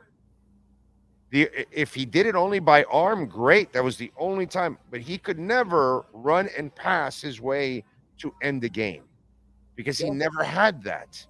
And what writers and fans are witnessing right now has not happened in decades, bro. Decades. What they did last week to end that game was something that no normal Dolphins team the last 25 years could ever do, dude. It wasn't in their DNA. That's physicality to be able to close out the game the way they closed it out last week against Dallas. Yeah. I don't know how they don't define physicality. That's the thing. Right. Tua picked apart the Cowboys, some short passes, and then gets it a 3rd and 3. You throw a screen to Tyreek Hill, great play design, the blocking up front that lets it Wilson, and then Jeff Wilson in the mouth. That gets them in a field goal range, and then Jeff Wilson is the reason that you're able to run out the clock. Don't give Dallas another chance to touch the football. Then that's the mark of a physical football team. And so this is why it blows me away, dude. How we just run with these narratives, Tua can't play, he can't throw the deep ball, and it's like, really, dude, he can't. It's like, these are the things I don't understand. And then I know Baltimore's good, dude. I get that, but I could also say Miami's pretty damn good too, and they're better. I think they're better than the last 2 years when they've beaten Baltimore. Yeah, so a lot of people. A lot of people we're always talking up the Ravens 49ers game. Both teams are going to come out just with all these bumps and bruises because that's a real physical game. I wonder how many on the national side are describing this game, which should be very similar from that standpoint. How many people are actually describing it that way nationally? I don't think that's something you hear a lot. No, you don't. Yeah. All right. From what I saw, from what you guys filmed, Tua's thumb doesn't look like it's bothering him whatsoever. Yeah, and then even beyond what we can film, because that's just during stretch, he was just throwing some warm-up passes on the side. First, then we start to see him throw just little short passes. He threw one that was a little bit deeper, but sort of lobbed up, and then later in that run of routes on air, ROA, during that portion of practice, he got some intermediate with a little zip on it, and then he threw a real deep ball that had to be at least 40 air yards, probably more than that, probably got up to like 45, and no problem. So it looked similar to that Jalen Waddle deep ball that he was throwing in his own end zone. So to your point, as a lot of people also like to bring that narrative, I mean, sure, Tyreek Hill's wide open on a lot of those deep balls, but the one to Waddle last week in the shadow of his own goalpost down the right sideline, with maneuvering in the pocket, stepping up with the pressure coming from his right side, that was just such an impressive throw. He had one practice pass that was, it's nothing like the actual game pass, but it was just a similar throw in itself. So it seems like that thumb on his left, that throwing hand is A-okay. All right. Did Rob Hunt go for a full practice today, or was it a limited one? Well, we're gonna get an injury report soon. I don't think since I've joined, we've gotten it yet. No, not yet. But so he was seen during stretch, but then the team was inside. He went outside to do some more conditioning at that point. So I think it might be and then we're done watching practice from just the portion that we're allowed shortly thereafter. So maybe he's improved to limited. Yeah, maybe he's improved to limited based off of that. Sometimes it's whatever they do is just so little that they still call it a DNP on the injury report. So we'll see which one of those two he's given. Okay, so I'm of the ilk right now. This the way I'm looking at it. No dice for Holland or Hunt. I thought there might be a chance for Hunt, but I need a practice week, and I think they're going to do the same thing with Tehran. These guys have been out for a long period of time. There is no way they're going to have limited practices or limited practice in a week and then say, yeah, we're activating him. I think this is just a precursor, and then next week maybe they get the full practice, and then they can play with Buffalo. But right now, I have a hard time believing that Hunt and Holland are going to play now. Well, Hunt I get, but why not Holland? I mean, because it was a good sign that Wednesday he was out there in drills, so just to start the practice, even if it was limited. But he was missing a lot of the Wednesday, so there's still progress for Holland, even though he goes in every Friday, every game day, questionable the past 4 weeks, and then he's not playing. I don't know how that first one was actually legit questionable if we're still here 3 weeks after that, and he hasn't been active in a game since. But I mean, Holland, I'm still holding out hope for Holland, and then Hunt, I would believe he's not playing. But you said Armstead too? No, not Armstead. Okay. I said Hunt and Holland because they have, like Armstead. Okay. What I meant by, remember when Armstead was out for a few weeks, they brought him back and he had kind of that limited week, and then the following week he had a full week of practice and then he played. I think that's what they're going to do with Holland and Hunt. Whenever they I haven't seen a full week of practice, so they're not playing at all. If I'm seeing the limited stuff, until I see a couple of full practices back to back, I don't believe you play Holland or Hunt because they've been out for so long. I don't think so. I think what they did with Armstead earlier in the year, they kind of told me what they're going to do with some of these guys that are out for a prolonged period of time. Not if you're out a week or two, your conditioning really hasn't fallen off. But if you've been out for a month, like these guys have, your conditioning falls, and then you're at risk of getting even further injured in the middle of a game if you're not really ready to go. You know what I'm saying? Yeah, and if there's any inkling with Holland that he's not ready to go, then Brandon Jones has played well the last couple of games and been involved in turnovers, getting takeaways. And Deshaun Elliott, of course, coming back, he was huge at the goal line on that play of Tony Pollard. Brandon Jones ends up recovering that fumble, so he had a couple picks against the Jets. So, his play would tell you then if Holland is in any way limited, then you can trust him, Brandon Jones, a little bit. Kevin Hahn says missing 4 linemen, allowed only 1 sack. Sounds like a physical team to me. Exactly, dude. Yeah. Exactly. It's just I just find it to be a load of shit when I hear people talk about the Dolphins and label them finesse. When brother, I've seen a lot of finesse Dolphin teams. Okay, I know what finesse Dolphin teams look like because I've seen them. Yeah. And this is the kind of stuff that I used to see back in the 70s when I was a kid. I've never had this kind of balance, dude. Mm-hmm. We didn't have it in the 80s. We didn't have it in the 90s. We didn't have it in the 2000s. We've always been an imbalanced team. It's always been heavy defense or all offense. One of the two. In the Marino days, it was all offense. And then post-Marino, as you know, the last 25 years, it was always maybe defense. That's it. We never really had an offense. What? Ricky Williams was an offense? Was Jay Ajayi an offense? Was Lamar Smith an offense? That's not an offense. That's just you had a running game a couple of times. Yeah. Ricky Williams, that year with that defense combined, although back-to-back seasons, those teams with so many expectations, 0-2 and 0-3 missed the playoffs. I'm thinking maybe the Wildcat year. I mean, that was physical because that's physicality up front, running that play, and then also like you had Lusaka Polite, all those 3rd and shorts that they were converting 4th and 1s, Right. That they would convert doing that. We were just limited. It was a physical team. That one was kind of physical. It was just limited. Right. Offensively, it didn't have any explosiveness to it. That's what it was. Not the combination. This is a different animal here. Yeah, dude. No, but I mean, back in the day when I was a kid, they had a running game and they had Paul Warfield. So it was just, you could do both. You know what I'm saying? And you could play defense. In the 80s, I never had that. It was just all offense, or the Woodstock year. We were kind of all defense and very little offense. You know what I mean? And that's kind of, in a way, we were just talking about this on social media, and I can talk to you about this also. The beauty of this team that you're watching now, and the camaraderie and the way they get along, one of the things that was a disease that unfortunately it's not the players' fault, it's the people up in the top. We just talked about it. There was always an imbalance with the Dolphins. It was always a defensive-minded team, no offense. Or in the Marino days, all offense, no defense, and all that. So there's only one half of the team that's carrying it. And then now you look at it, and the team you're covering, right? Guys are pulling for each other. Guys are competitive with each other. But it's very complimentary because the offense does their job. The defense does their job. And inside of that, you have Wilkins and Sealer competing with each other.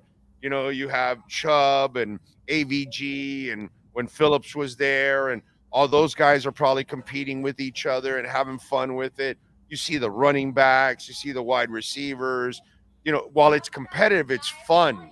But it's really cool because the vibe that this team has, it's something that we haven't seen in decades. Because it's a team that doesn't have to, you see what's going on in Kansas City right now, right? Everybody knows what the problem is. The offense, the wide receivers, it's a mess around Mahomes right now. The defense is outstanding. It's a championship defense. You have a championship, quarterback, but you have dysfunction right now because there's an imbalance of talent. And then one side is carrying it and the other side can't carry their weight, and it becomes a problem. And that's the problem we used to have here every single year. And it didn't matter if it was the Marino years or post-Marino years. There was always an imbalance in this team. Now you cover a team that has total balance, which creates incredible harmony at the same time. Yeah, and even just yesterday we were talking to Jason Sanders, and we rarely, have an interview with the kicker, but this week after the 5 field goals, 3 of them from 50 plus, the game winner, then he's been getting more time in front of the media, and he was talking. And he's a guy who's been around the team for a while now, several seasons, and he was saying it's a different level of camaraderie this year's team. So he's a guy. I mean, this isn't the decades that you're talking about. Just it's like a 5-year. How long has Jason Sanders been here now? Sample size. But he can sense it that this year is different with this locker room. It's a great locker room. Every time I'm in there and I see the guys interacting, which is only, a 45-minute period after practices or post game days, or, just small glimpses of how they interact. Hard Knocks sort of opens the door a little bit more to that, to see some of those interactions. And there's been some fascinating communication that come from that. But it's really impressive because even that show, a lot of teams in season that are a team that's competing for a playoff run, that could really be a huge distraction. And to this team, it's not, which is a credit to just how genuine people are in this building, that they don't need to change just because the cameras are on them. They act the same way, and then they still get the results. And there's no extra pressure on either side of the football because everybody carries their weight. Yeah. And that's something that, right now, that's not going on with the Giants. That's not going on with the Broncos. That's not going on with the Chiefs. And that, you can bounce around and look around the league all over the place. And there's a lot of that imbalance because it's really hard to create a team with balance. And that's been our problem here forever. And it's just really cool to watch. By the way, Jason Sanders, it's interesting because he's the player of the week this week, right? And he won it twice in 2019. He won it twice in 2020. And it shows you the funk that he's been in, because in 21 and 22, we didn't see that because he got into that funk. And it looks like finally he's gotten out of that funk. At least I hope so, because this looks like the moment out of it. But it's interesting to see how, with kickers, man, it's just something very fragile where it could get streaky. Sometimes it could go just completely awry. When they lose it, they just lose it and they never get their mojo back. So when you look at Sanders, do you feel he's gotten that mojo back? Yeah, definitely. And you laid this up for me because you always ask me at the end of our segments, what are you working on? So I talked to his kicking coach, and got some insight into that. And yeah, he really feels, I'll put this out there, but that he is just striking the ball so much better. He wanted to get out of that funk that you mentioned. That he knew it himself. Sanders did. 21 and 22, he wasn't striking the ball the same way, and now he's just been so consistent. And then you see it all culminate in a game like that with career long, and then the 3 hit from 50 plus. That's another narrative that people were always bringing up, and he was able to shut it up in his own right with a huge game, and the clutch aspect too, finishing it off with that game winner. So kudos to him and the work he's been putting in, because a lot of it goes back to the offseason and what Jason Sanders was doing. Some of the stuff that I'll explain in that story that I'll probably publish tomorrow. Nice. Look forward to checking out that story. The other thing that I wanted to mention to you, what was it that I wanted to talk about? Injury-wise, is there anything outside of the guys we talked about that there should be a concern this week? All right. So we already touched on. Okay, so Tua, he looks fine with throwing the ball and that thumb. I don't think it'll be anything that holds him back.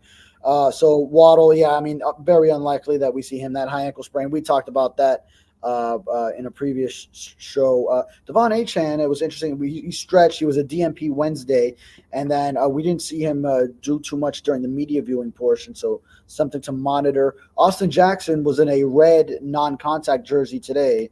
So that's interesting. He was already limited with the oblique. He's trying to come back. Just to be non-contact. That's precaution. That's right. Because, at this he was point active in the year, last week. He was active, so he's really close. He was active, but not ready to start. So, I would think natural progression.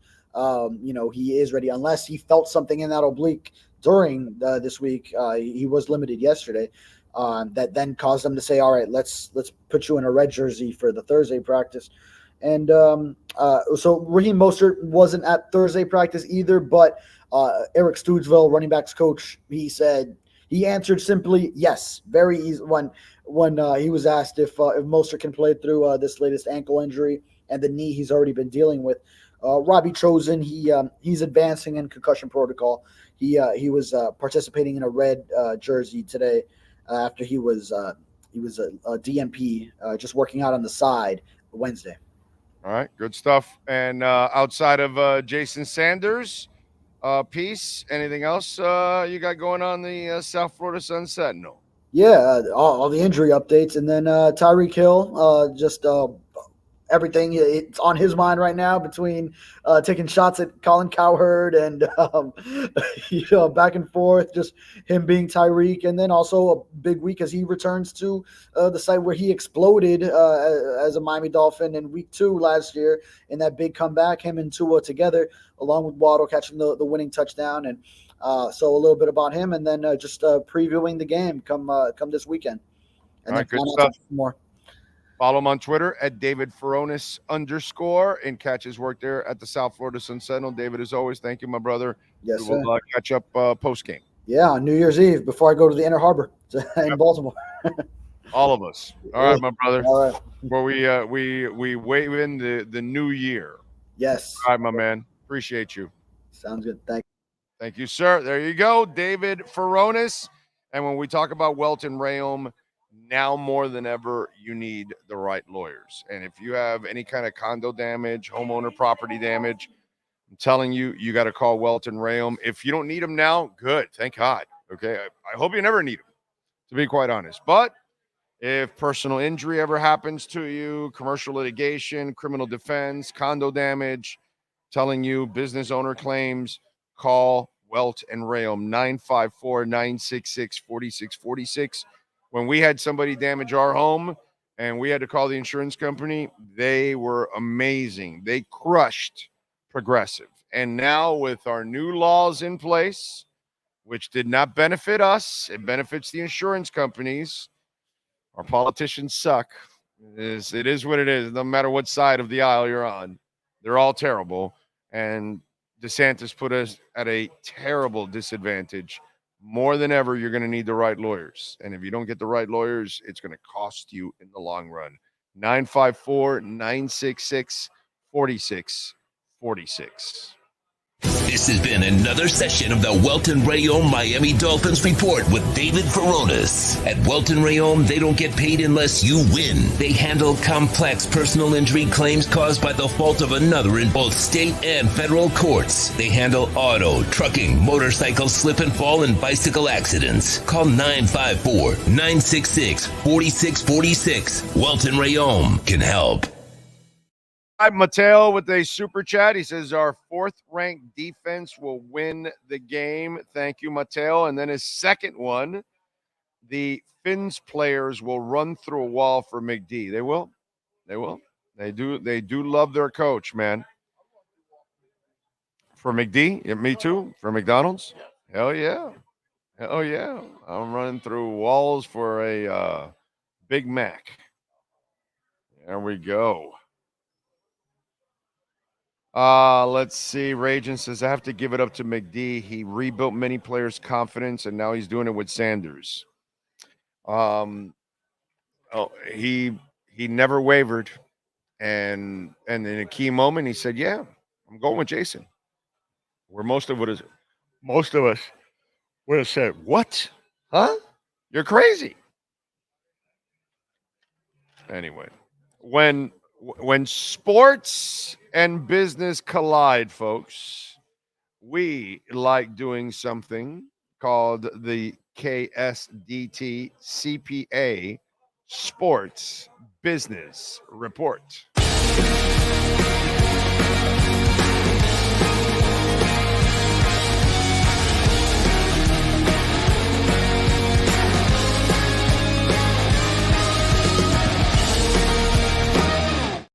Well, the home for the NBA's Orlando Magic, the Amway Center, will now be renamed the Kia Center following a deal with the South Korean automotive giant. Kia America's partnership includes new indoor and outdoor signage, the installation of electric vehicle charging stations, Kia vehicles display, and a hospitality lounge called the Kia Terrace.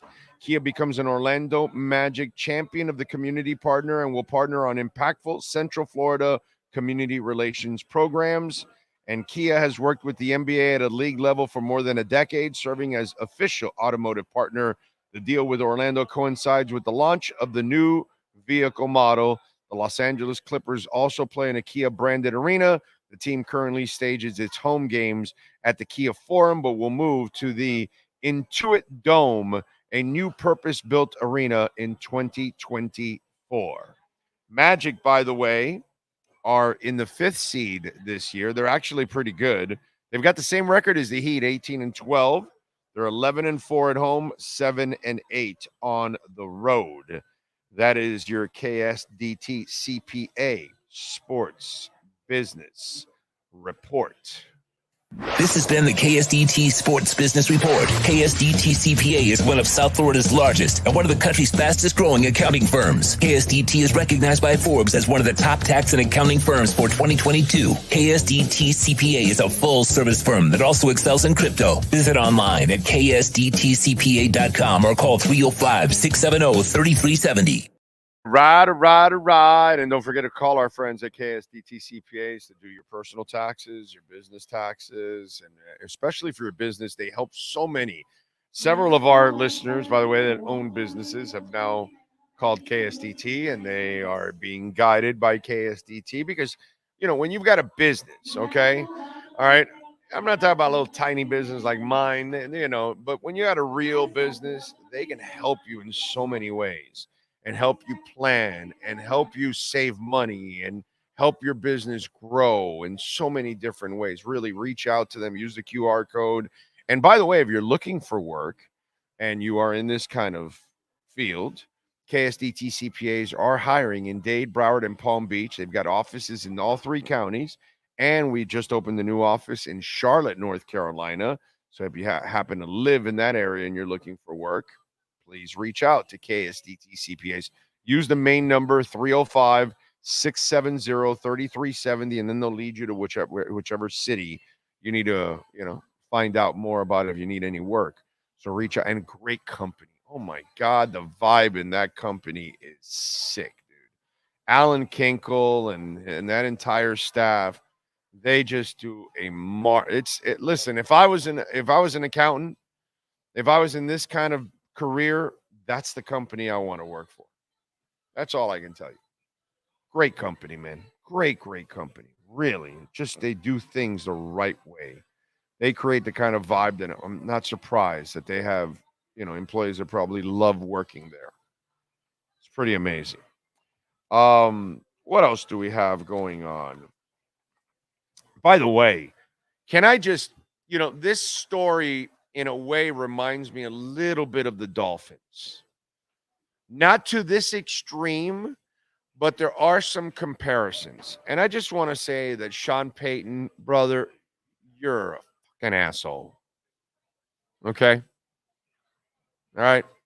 Kind of the way I feel the same way about Jimmy Johnson at times, to be quite honest. And it's where the comparisons there are to a certain extent. Okay? But I just want, Sean Payton's the guy that had 5 losing seasons with Drew Brees. And a couple of 500 seasons too. Okay? This guy didn't, he had a Hall of Fame quarterback. He got a title, but, and he had to do some gambling to get that title at halftime with the onside kick that was, riverboat gambling shit. But overall, I'm interested to see how this whole Denver thing is going to work out because, look, Russell Wilson, I know he's not Russell Magic Wilson, the guy we're used to seeing for many years in Seattle, make things out of nothing and all that kind of stuff. This year, Russell Wilson has 3,070 yards, 66 completion percentage. So once you get over 65, you start becoming elite. 66 to 70, like Tua's like at 70 or 71. 66 is pretty good. Okay. 26 touchdowns, 8 interceptions. That's 3-1. That's pretty good. Not great. You really want to get to 4 to 5 to 1, but 3-1 is still good. Okay. It's good. And he's got another 3 touchdowns on the ground and 341 yards rushing, 4.3 yards per carry. The way that guy treats him, and even in public, how he, screams at him and all that, I find that to be classless by Sean Payton. I think Sean Payton's an asshole. And let me tell you something. I'm sorry for those of you out there, if you're watching, you're a Broncos fan, because I don't really have anything against the Broncos. Okay? I think it's actually been a terrific organization overall and something that, I'd be envious of as a Dolphins fan, the way they've run their organization the last 25, 30 years, 40 years compared to our organization. Okay? They've got more championships than we do and more winning seasons than we do, But that's not the point. Okay? Point is, I can't stand Sean Payton. And I don't think he has a right to treat that man.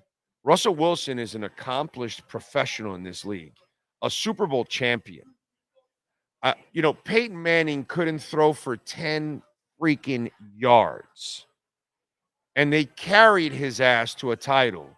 And nobody treated him like dog shit ever. And he played like it.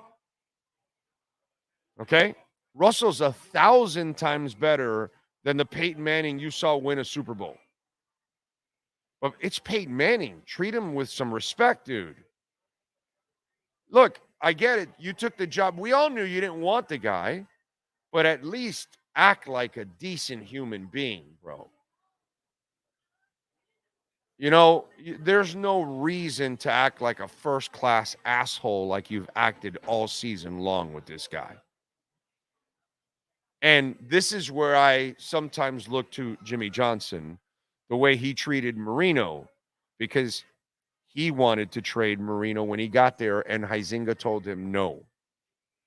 And then, since Jimmy didn't get his way, he was an asshole. Because Jimmy was an asshole. No matter what picture you paint, he didn't want Troy Aikman. Until Gil Brandt had to embarrass him in front of the entire personnel department and said, yo, man, what are you thinking? This is the guy we have to take. And the asshole took Aikman anyway, but because he was so dead set on not wanting Aikman, he took Steve Walsh. Okay? Don't paint it out to be anything rosy because it wasn't rosy. So when I see Sean Payton and then I see how Jimmy Johnson treated Dan Marino and, did everything to make life harder on Marino, he did a lot of bad coaching in order to make it worse on Marino. Very Flo Tua-like. Okay? The only thing he didn't do was just really embarrass Marino in front of everybody else. But there are moments. What was the wild? Remember when he tried the Wildcat crap with Marino? Remember that?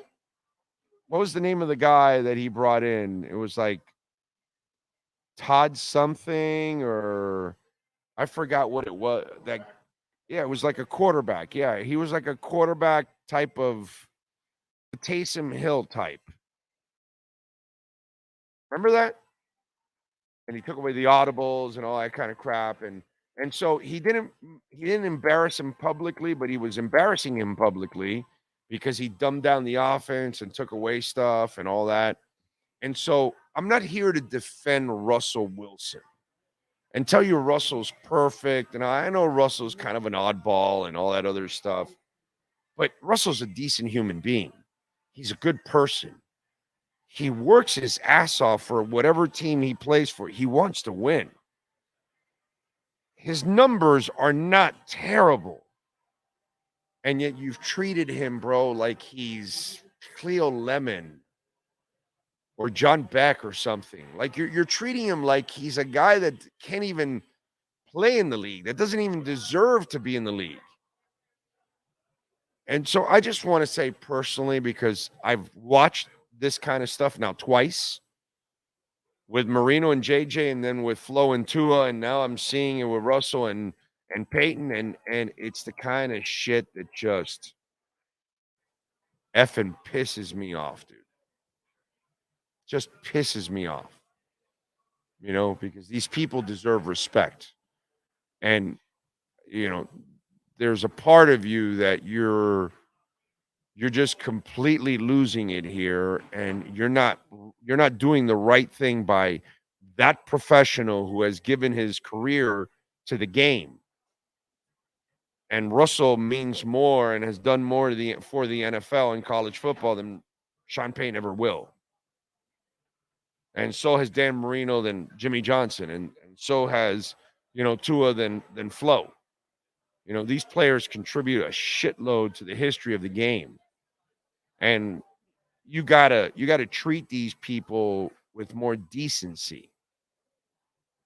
Okay, you may not have agreed with Russell and you didn't want him when you took it, but your job as a professional is to create a professional atmosphere for everybody. So if you're willing to treat the most important player on your team like dog shit, what message does that send to everybody else, dude, on the team? I'm just saying.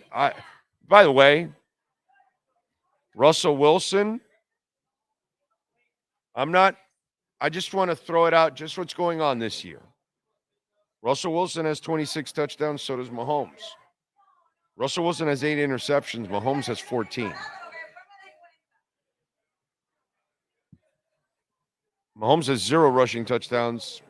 Russell has 3. So, as bad as Russell's playing,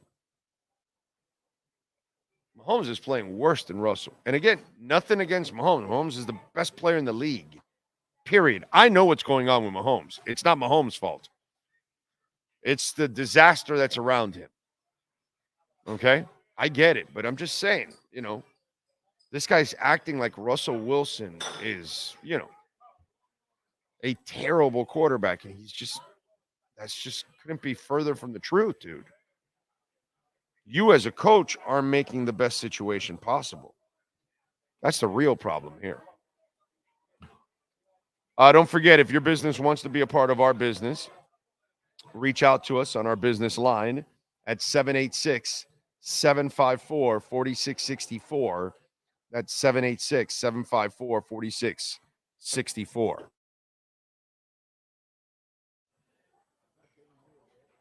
True Fin fan, back-to-back super chats. Thank you, sir. He says, I'm with you on Jimmy 1,000%. And then he says, didn't Jimmy take the audibles away from Marino? Yes, took the audibles away. He took away Byers and Kirby, and he traded Irving Fryer away. He traded his best receiver, his best weapon. I mean, it's just, that's why I laugh when we had the idiots. Oh, does Tua need a perfect? No, moron. Every quarterback needs help, not just Tua, Marino, Montana, Mahomes. I don't care who it is. They all need help. You just can't throw a quarterback out there and say, yeah, we don't have receivers for you. Go ahead, do the best you can. Yeah, we don't have an offensive line for you. Just do the best you can. Yeah, we can't run the ball at all. Do the best you can. Yeah, no, that really helps. That's going to set him up for success. It's the funny part. That's why I used to laugh at some of the Tua haters. Anyway. By the way, Kane's leading, aren't we? They scored a touchdown on special teams? What the hell is the score now? Jesus Christ, I thought we were leading. I didn't see that. Damn. All right. Big O, maybe Sean and Jimmy's entrance song should be I'm an Asshole by Dennis Leary. I will never forgive Jimmy for what he did in Marino. Didn't? Yep. Yes, he did. Big O, what does the gut tell you to do at the Heat? Make any big trades before the deadline? John, I don't know who's available and what you're giving up, my friend. It's too, you left a question with, I have no idea. What are we going to play, a hypothetical fake trade game? I don't know what it is. You got to tell me who's legitimately available, and then we can talk about who we might offer for something like that. All I can tell you is Jaime Jaquez is not involved in any trade. I don't care who you're trading for. I'm not trading Jaime Jaquez. Or Bam.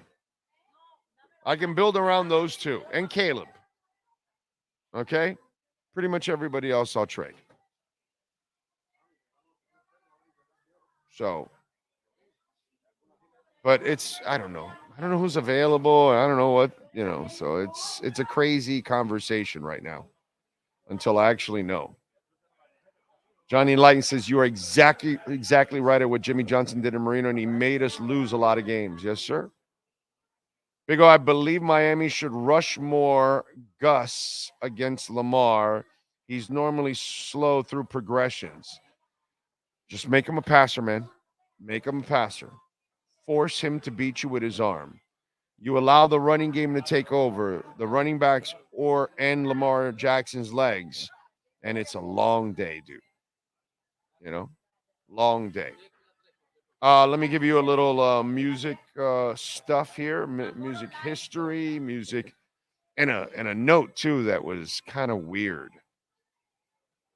First of all, let's talk a little music history. On December 28th in 2015, Motorhead singer Lemmy Kilmister passed away from cancer just 4 days after his 70th birthday.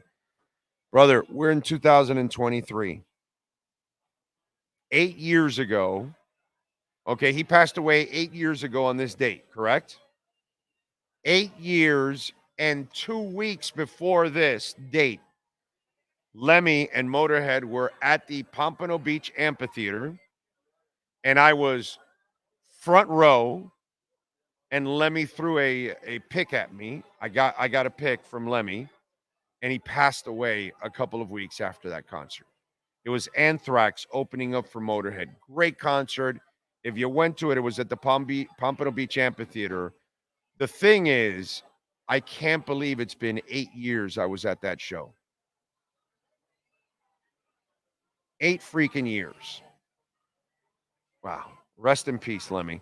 I just saw Lemy. He's at the Punk Rock Museum in Las Vegas. So, because you'll see, it won't be only punk rock bands like, the Sex Pistols and things like that. You're going to have bands like Motorhead or Joan Jett or the Go-Go's, who you might know them for different genres of music, but they all had punk influences. Because the Go-Go's original state of a band was from punk. And Joan Jett's start comes from the Runaways and her solo stuff, which was very punk influenced. And Lemmy Kilmister, while you look at him as heavy metal or some kind of groove metal, hard rock, whatever you want to call it, it also had punk elements to it too. So when you go to the Punk Rock Museum in Las Vegas, I just went to it a couple weeks ago.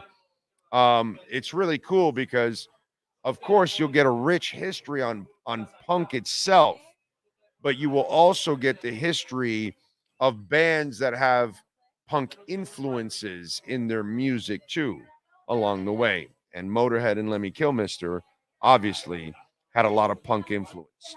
In 68 on this date, the Miami Pop Festival, the first major rock concert on the East Coast, took place. The 3-day event featured performances from Fleetwood Mac, Three Dog Night, Grateful Dead, Procol Harum, and the Turtles, and many more. It's pretty cool. And they tried to resurrect the Miami Pop Festival. Remember a couple of years ago when we were doing 1210, we were bringing them on and then it kind of fell through. What a shame, dude. I hope the promoters and the people are able to bring it back. To kind of revive the Miami Pop Festival. It was going to be done in South Beach and everything.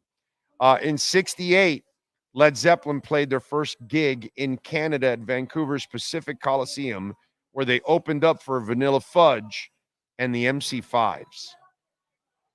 MC5s, by the way, are considered one of the early metal bands.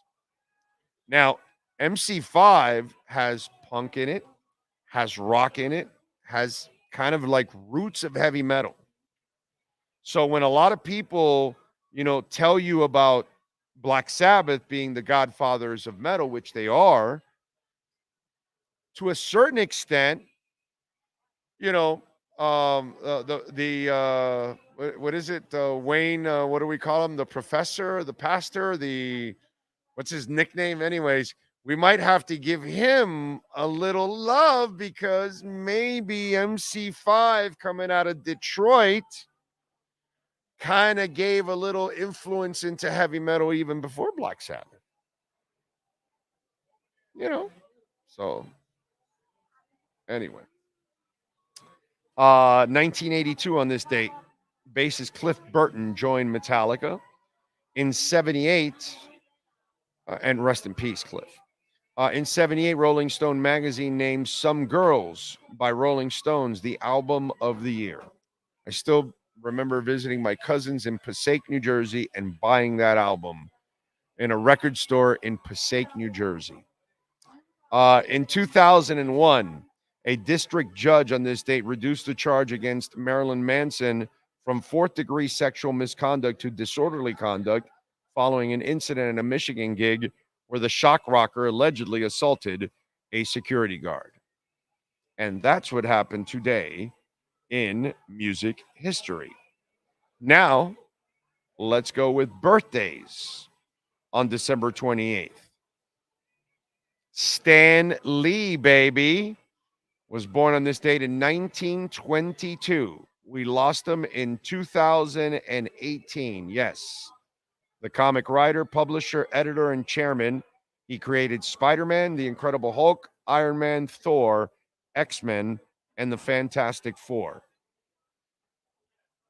I think he helped a lot of young men enjoy a lot of comics for a long time. Denzel Washington is 69 today. It's already like the list already. Stan Lee and Denzel Washington, we can retire. That's it. That's it. John freaking Legend is 45 today. Okay? Maggie Smith, actress, is 85. Sienna Miller, movie actress, is 42. David Archuleta, pop singer, is 33. Cody Ford, football player, 27. Seth Meyers, TV host, comedian, 50. Joe Manganiello is 47. And probably depressed because Sofia Vergara left him. Woodrow Wilson, former president, born in 1856 on this date. We lost him in 1924. Let's see.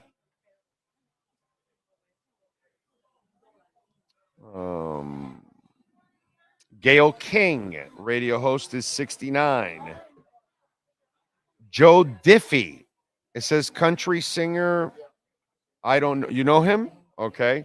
He has he earned 5 number 1 singles, including Third Rock from the Sun and Home. So this guy won a Grammy in 98 for Best Country Collaboration for Same Old Train. So this dude was a badass. Yeah, he must be. I mean, dude, come on. Give me a break. This guy, obviously, if you want a Grammy, you got to be pretty damn good. I don't know him, but rest in peace, Joe. Don Francisco, celebrating a birthday today. He is 83. One hell of a list today. One hell of a list celebrating birthdays today on December 28th. There we go. Speaking of music, yesterday, tickets went on sale. Did I tell the story about Rick Springfield? No? So I told my buddy, yeah, go ahead, get me a pair of tickets. I'd like to take the wife. But I go to him. I always tell him, tell me how much it is first. So I find out that Rick Springfield, I've gone to see Rick Springfield about 5 or 6 times easily. And I've taken the wife a couple times to it. So I think every time I've gone. I even took my daughter to a Rick Springfield concert once. Yes. Anyway, so go ahead, stupid cough. Anyway, so I go to him, hey, tell me how much it is. Because it's at the Culture Room. It's in February, late February. Some, Culture Room tickets are usually 30, 35, 40 bucks. Not really expensive tickets. So Rick Springfield's doing an acoustic set for 110 bucks. I'm like, El Paso, dude. El Paso. First of all, I don't want to see Rick Springfield with an acoustic set. His music doesn't go with acoustic. It's just not what you want. You need electric. You need a band. You know what I mean? And you're going to charge me 110 bucks a ticket? Are you out of your mind? Yeah, but he's old already at this point. Not even women are going to be packing it in at 110 bucks. And I know it's Rick Springfield. I know the ladies love Rick Springfield. Now, if this is Rick Springfield 25, 30 years ago, you could probably charge 110 because you'll have all these women packing it in just to go see Rick Springfield. Anyway. And in another entertainment funky ass note, Tyga and Angela White, formerly known as Black China, reportedly want guests of their son's upcoming baptism to sign a pricey non-disclosure agreement in order to attend. According to Page 6, published on Wednesday, December 27th, the parents of King Cairo want all guests to sign a $500,000 NDA before they arrive to the event. The agreement bars anyone from taking any type of photos or videos of the private ceremony, sharing the content on social media. It also gives both parents the right to inspect and confiscate any smart devices, including smartphones, Apple Watches, and tablets. Attendees are also forbidden from saying or writing disparaging statements about Tyga. Violators of this hefty NDA will have to pay the full six-figure sum. The news about the agreement comes with a couple of months after Tyga filed a sole custody of their 11-year-old son. The mother of two claims she had to sell various belongings like clothes, purses, and shoes to her loved ones and customers' online consignment store just to make ends meet. By the way, I give Black China a lot of credit. That's why she's no longer Black China. She's Angela White now. Went back to her real name. You see her now, and she acts like a normal human being. She doesn't act like the idiot she used to be. Kudos to her. Looks good, too. Like now, normal, she looks good now, actually. She looked weird with all the crap she used to put on her face. She actually looks like good now, you know? Good for her. Good for her. Anyway, so we got that. How about our 3A Graphics sports calendar, sir? Let's do that. Remember, you can make a donation through Cash App or Venmo at Cash Big O Show. That is Cash Big O Show. Of course, you can send in super chats. We love our super chats, but YouTube does take away 30%. Cash App or Venmo, we get 100%. That's why we mention it. Our 3A Graphics sports calendar, Alan Blanco is a beast. Custom printing and embroidery, if your company is looking for it, your club, your fantasy league, whatever it is, you call Alan Blanco and they can get it done for you.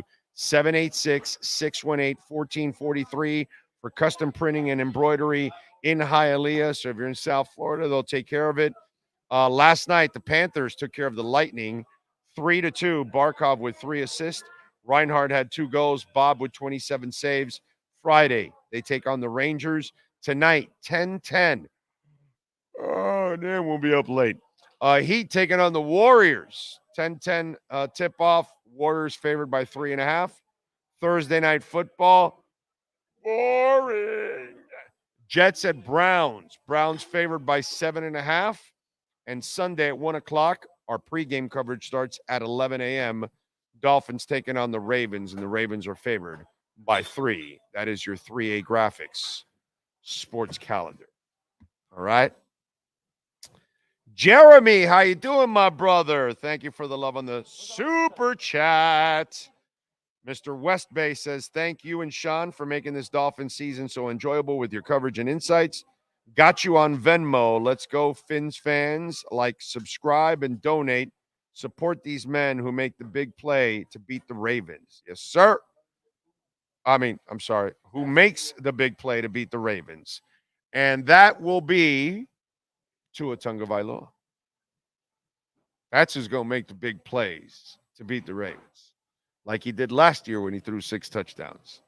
So I'm going to go with Tua. Defense will do its thing, limit their offense, and Tua will lead them once again to another victory and make it 3 years in a row. That way, Jeremy, your Tua cards will go up in value because I know you got your type of crypto is Tua rookie cards. Jeremy gave me a Tua rookie card. He gave me like the Tua rookie card. He's a badass. Thank you, Jeremy. I will not forget that, my friend. I appreciate you. Very kind of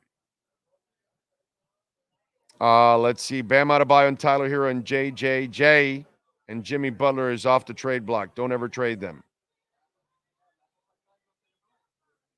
Yeah, I don't know. I might trade Jimmy Butler if I can trade Jimmy Butler. I'm just saying. I just don't, I love what he's done here, and he's more than exceeded anything I ever thought he could do. I'll never, ever complain about that. But I am the guy that kind of likes to get off the gravy train before the gravy's almost done, and that's my problem with this. I don't think it gets any better with him, unfortunately, because I think his body will not hold up. You know what I'm saying? And unless you really get that other star, maybe Jaime becomes that guy. Who knows? Although, I got to give Bam credit, man. He's getting to that where I wanted him to get to. Got to see a little more because we need the rest of the season. I can't have him disappear once again, but I got to give him a little love, dude. Saying what he's done is impressive. I got to say. Rise Taylor, thank you, sir, for the love in the super chat. Every player will be key on Sunday. Having Holland back will be huge. I don't think that's going to happen. Contain Lamar and stop the run. We win the game. Can't wait to see this D-line again. They were elite versus the Cowboys. Yeah, man. They have been elite. And they've been able to pressure them without it. Remember, we've got the poll question out there. Is Mario Cristobal a difference maker on game day? That is the question. And is he making a big difference on game day right now? Well, they're down 21-17 in the Big Boy Mowers Bowl with 13 minutes left. We'll see what happens. Let's see what we got here. Whoa, Jeremy, thank you. You did on Venmo. Thank you, sir. Appreciate you, man. Very nice of you. Appreciate that, man. Thank you, thank you, thank you.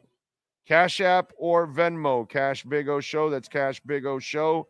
Cash App or Venmo. And you can always send in a Bitcoin donation, too, which, you know, we love our Bitcoin donations. By the way, what is Bitcoin? Is it still over 43 something? Let's see where it's at. Where do we have Bitcoin at right now? 42,447. So hovering right around the same area, the 42, 43 area. It went all the way to 44 and a half, I think. You know how it is. It'll find, it's beautiful. This is good. It finds a floor, and then eventually it'll take off again, and we'll be going to 50 very soon. I can tell you that. Most of the market right now is in the red. I see Algorand barely up 2%. Uniswap is up 10%. Theta is up 1.6%, up to $1.35. So there's a couple of cryptos up, but not many. Most of mine are down. And by the way, the one I like, the new one that I like that I'm on the bandwagon, Neutron. Neutron right now is down 12%. It's down to $1.07. I got it at $1.19, and now I'm gonna lower that price tonight. I am going to add more Neutron Bomb, baby. Woo! Love it. I love the dip because that's a new one that I'm in on. So that allows me to lower the number, which is a beautiful freaking thing. Oh, love it. Love lowering when you can lower the average, that's investing, man. That's how you invest, baby. You lower the average. Oh man, that is cool. I like it. Big O, serious question from MM here, okay? Why can't Tua have any help? Tua can't get the MVP even if he wins the next two games. They say because he has Hill. When did a QB win without a great offensive player? They don't. They all have great offensive players. Okay? So that's how it always is. But it's with Tua, only Tua suffers injuries. Only Tua has concussions. Only Tua throws interceptions. Only Tua needs help. Only Tua needs coaching. Only Tua needs an arm to throw the ball. Because most quarterbacks actually don't need an arm to throw the ball, but apparently Tua does. Poor guy. You know how it is, bro. And what Tua does, everyone else can do. Like Teddy Bridgewater.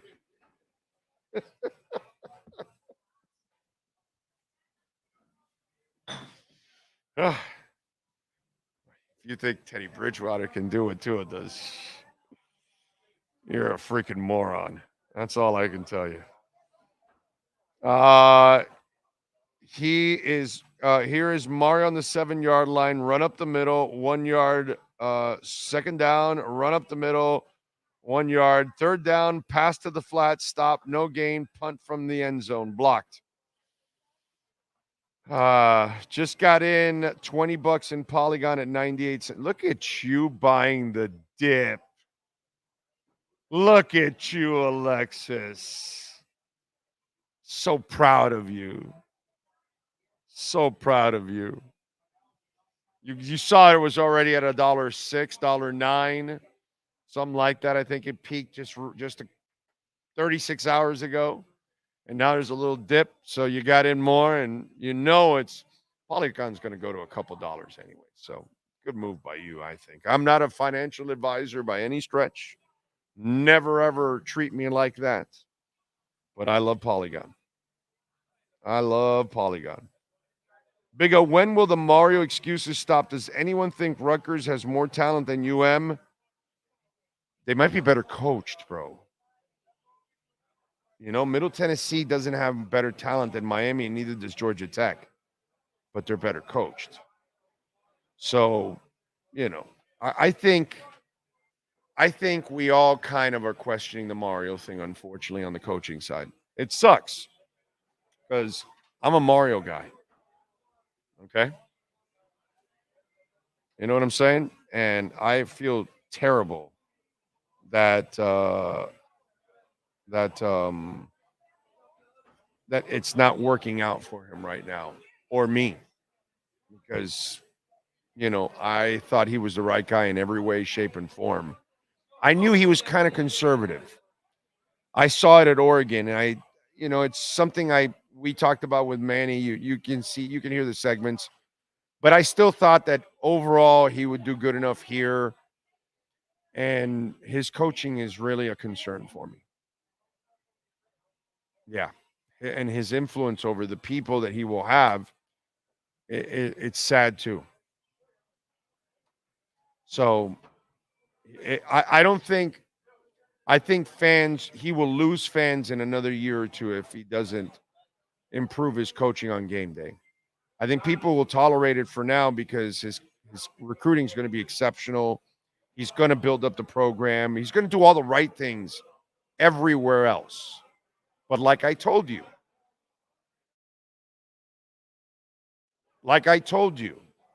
and remember this, we've had this conversation before. What's going to happen to Mario, I hope not, but the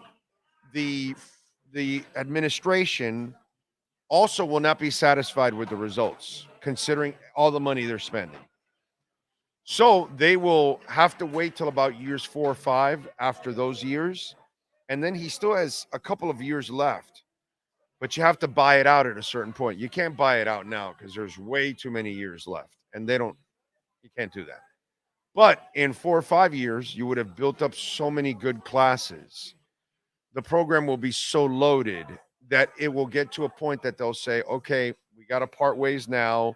We've only got 3 or 4 years left on his contract. We'll pay it out, and we'll go find the guy that can put this team over the top. So they will tolerate it probably for a couple of more years because they have to. Fans, I think, maybe 1 more year or 2. He's already losing people already as it is. The Middle Tennessee and the Georgia Tech losses, I have a couple of friends that they're off the Mario bandwagon. They lost it, really lost it. I'm frustrated with it, but I'm still giving Mario the benefit of the doubt and hoping that he can figure it out because I don't want to see more changes. And I like Mario personally, but I can't excuse Georgia Tech and Middle Tennessee State and some of the other games that he's barely won too that were despicable against bad teams. I can't forgive him because I can't say his coaching on game day is good. You know what I mean? There's no defense of it. But I think the fan base, you're going to lose it in the next year if you don't make drastic improvements and show that you're a difference maker on game days. Yeah. But this is what we're working to in years 4 or 5, that the administration will then pull the trigger and the team and the program will be so loaded, it'll be easy to transition to a better coach, and it'll be easy to find that better coach. because they now know you're paying and your team is loaded and you have all the resources, and so you'll get the best of the best to come here. Yes, sir. The injury report is out. Everybody limited practice that we spoke about except for Waddle and Mostert. They did not practice, and Lester Cotton popped up now with a hip. Okay. All right. So I'm convinced that Hunt and Holland don't play. If they're not at full practice today, they're not playing. Now, here's an interesting one for Baltimore. Zay Flowers. Oh, yeah, I know he got banged up. Yeah, he hasn't practiced yet this week. He's doing DNP with a calf injury. So, calves are dangerous. Yep. Calves are dangerous. But, man, that kid is good. By the way, how does that kid land in Boston College? No, you can't say grades. He went to Boston College. No, I know why but that, if he would have gone to Jacksonville State or something, but Boston College, you actually have to have smarts. That's actually like an academic school. I think of Boston College like Fort Lauderdale College. Like, how does Zay Flowers end up in Boston College?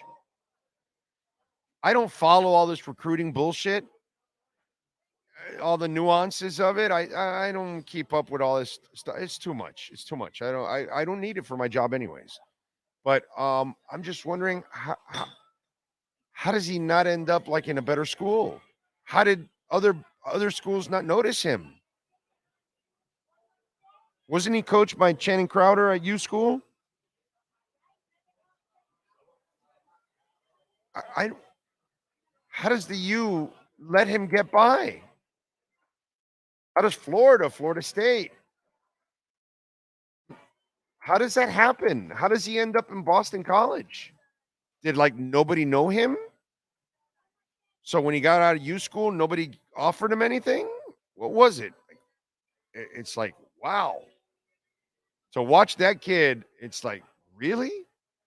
You had to go to Boston College?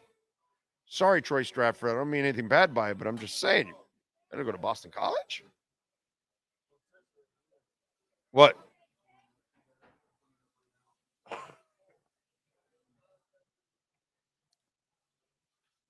Anyway, Big O, I'm convinced we're wasting our time with Mario. It's not just one bad loss. It's the Finns this year against the Titans. has several losses, less talented teams in the past 2 years. No, I'm not arguing with you, bro. I can't defend Mario's coaching. I cannot defend Mario's coaching. I will not defend Mario's coaching because that would be embarrassing. That would be ignorant on my part. I love everything else about the guy. The coaching has turned me off big time. Yeah. The knee incident with Mario is unforgivable. Players were literally crying. Yeah, no, that was the outside of Jimmy Johnson and Vinny Testaverde in the Fiesta Bowl. It's the second dumbest decision I have ever seen a UM coach ever make. Because Jimmy's is number one because he just, for 4 quarters, he kept allowing Vinny Testaverde to throw one interception after another, and it never convinced him, yeah, maybe Vinny shouldn't be throwing any more interceptions. Let me just hand it off. And he never just thought of just handing it off to Alonzo Highsmith. There's 11:51 left in the game. Miami is down by 11. Let's see how he calls the game. Oh, shit, they scored again? I didn't even know that. Wow. Oh, what will be your thoughts if the Canes lose this bowl game? Oh, I am expecting them to lose this bowl game. I didn't expect them to win, Steven. I put money on Rutgers, bro. I gave the 2.5. I have no faith in Mario as a coach. I don't. I'm hoping he figures it out, but he's going to have to show it to me. I'm not expecting it anymore. I need him to figure it out and show it to me. So I didn't expect him to be a difference maker today. He has nothing on Spo, bro. Nothing. He doesn't even come close to, Mike McDaniel and the stuff that we see from real coaches. Nothing. He's a rah-rah guy. He's a motivator. He's a recruiter. I don't see him as an X's and O's guy.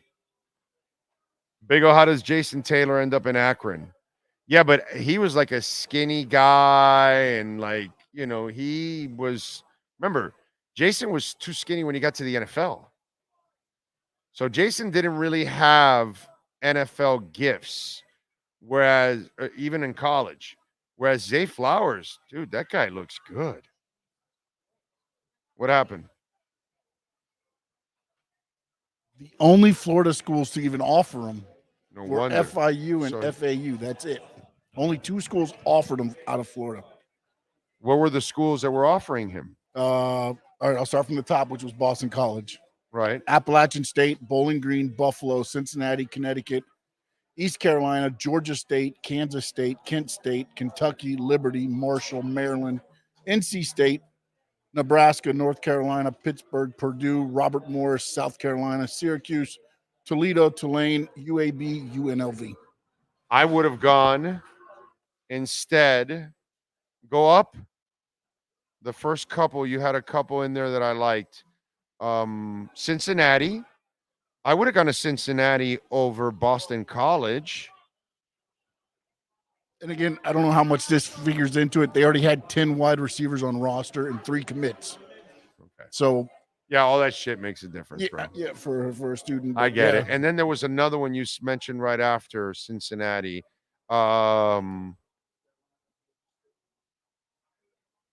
Kansas. I would have gone to Kansas. Same thing, 13 on roster, 2 commits. So. Okay. All right. But they are the better schools. You know what I'm saying? I kind of like those schools over Boston College football-wise. Wow, he must have not been a sexy player coming out of high school. Again, He was only a 3-star. Oh, we know about those 3 stars. Okay, 3 stars. Wow, Jesus. He's a pretty damn good 3-star. Holy shit, that guy can play. Marcus Shabbat, hear me out, Big O. Fangs will dial up schemes for Ravens. It's our offense that needs to run. Chan, Mostert, Wilson, Claypool, question mark? Game over. Man, he got even a sticker in there, Marcus. That's strong, bro. Nice job by you. Steven goes, well, I guess that makes 2 of us. What, that you didn't have hope, or that you took Rutgers and you gave the 2.5? I just thought it was easy money. It's not that I'm rooting against the Canes. It's just I don't really have a lot of hope for the Canes, bro. I'm so sorry. I just, Mario's got a physical team. He stays with the run, all right? He's got a physical team. He stays with the run. He does have a line. They are physical. I give him that.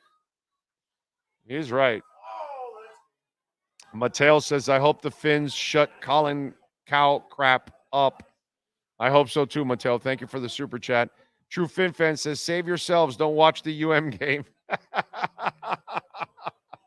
Thanks for the super chat, True Fin fan. And Mattel again, don't sleep on the Pats. It will be their bowl. It's crazy. What happened now? Because No, it was a 4th and 2. They tried to run it, and they lost about 12 yards. Okay. But with Colin, all he's going to do is move the goalpost. Right. Even when we win, it'll be like, well, you know what happened was. Right. They got lucky, this, that, the ball bounced their way, whatever. Yeah. Yeah, we're down 28-17. But we do have the ball, right? Apparently that's what it's. Well, we turned it over now? Oh, Jesus. And they're on our side of the field already? I mean, this game is pretty close to insurmountable. Any more points, and it's definitely over. And so far on the poll question, is Mario Cristobal a difference maker on game day? Got the poll question for you there. Vote there on it. 28-17. Jesus. I think I would have voted yes, that he is a big difference maker, but for the other team. That he is a difference maker. What? For the other team. Oh. He helps them out tremendously. Because I'm watching this right here, and I was calling their plays.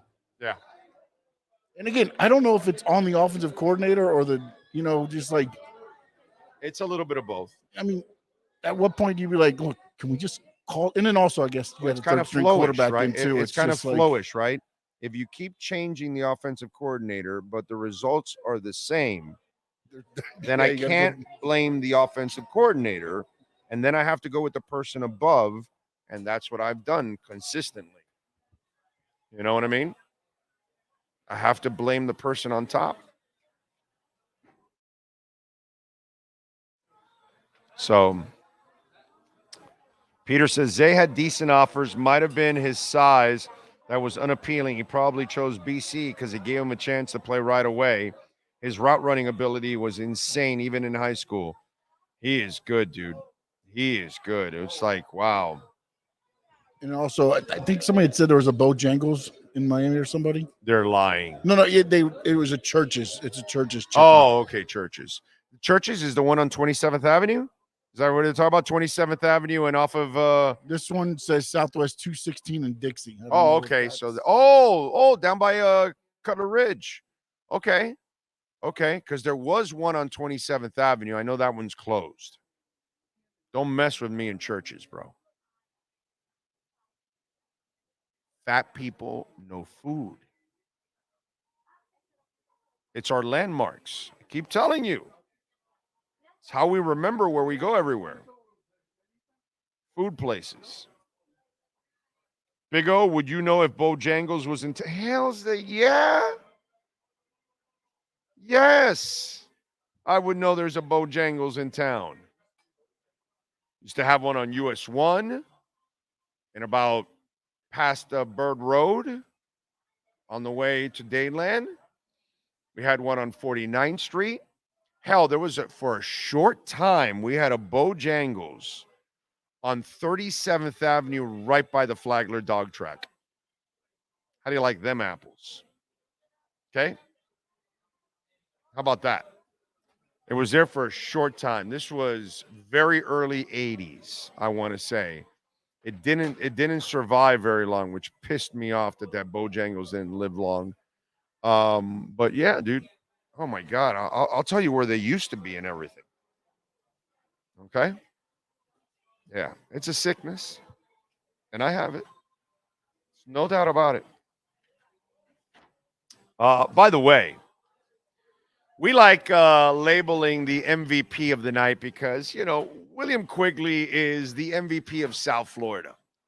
A lot of times when you see some homes, you see some HOA complexes, you see businesses, and you're looking at the landscape and you're going, wow, this is phenomenal landscaping. Who the hell did this? Cutter's Edge Pro. Because Cutter's Edge Pro is all over South Florida, Dade, Broward, and Palm Beach counties. They've been at this for decades. They, of course, dominate. William Quigley started with like a lawnmower, and now he's got like over 70 trucks. From a lawnmower to 70 trucks. I mean, that's just ridiculous. You want it done right? You call my friends at, of course, Cutter's Edge Pro. They will get it done. Like our Cutter's Edge Pro MVP of the night. Who's last night's MVP? For your complete landscape solutions anywhere in South Florida, there's only one MVP. CuttersEdgePro.com. Here's our CuttersEdgePro.com MVP of the night. All right, and that's got to go with Barkov. Barkov is a strong, steady, amazing two-way player for the Panthers, captain, leader, all of that. And last night, in a game that you needed against the Lightning, because that is your crosstown rival, that's the team that, unfortunately, they have brought a lot of heartache your way. And you have now kind of cut the, would I say the difference between the two teams? I think so, right?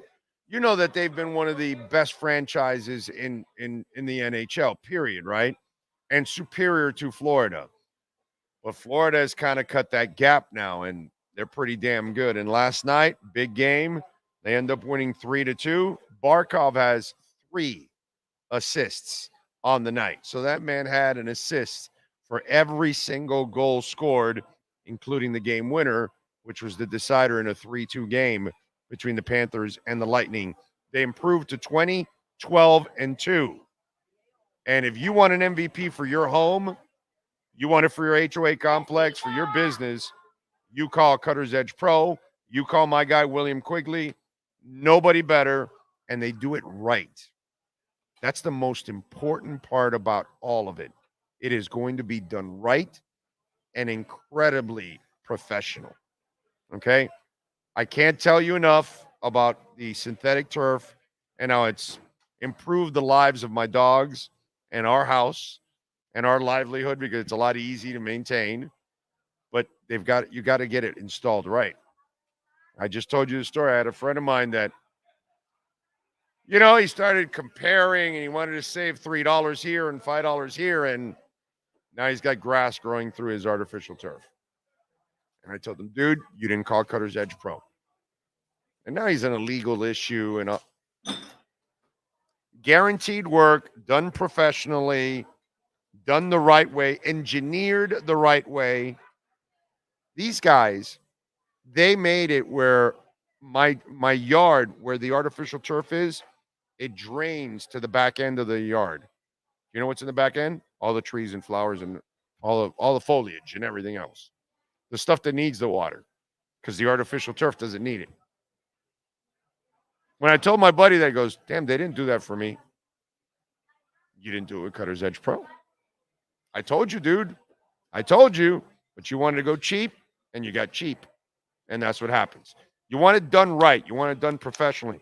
You want it to look awesome. By the way, they also do maintenance. So if you want to keep up with everything, please call them 954-472-0622. The MVP of the night is brought to you by CuttersEdgePro.com.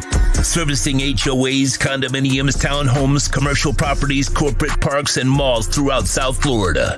CuttersEdgePro.com. Providing South Florida MVP performance every day of the year. Right about Bojangles going downhill. It's not the Bojangles I remember because I've been to Bojangles out of town and it's not the same. You are correct about that. I'm just kind of reminiscing from the days when it was actually good.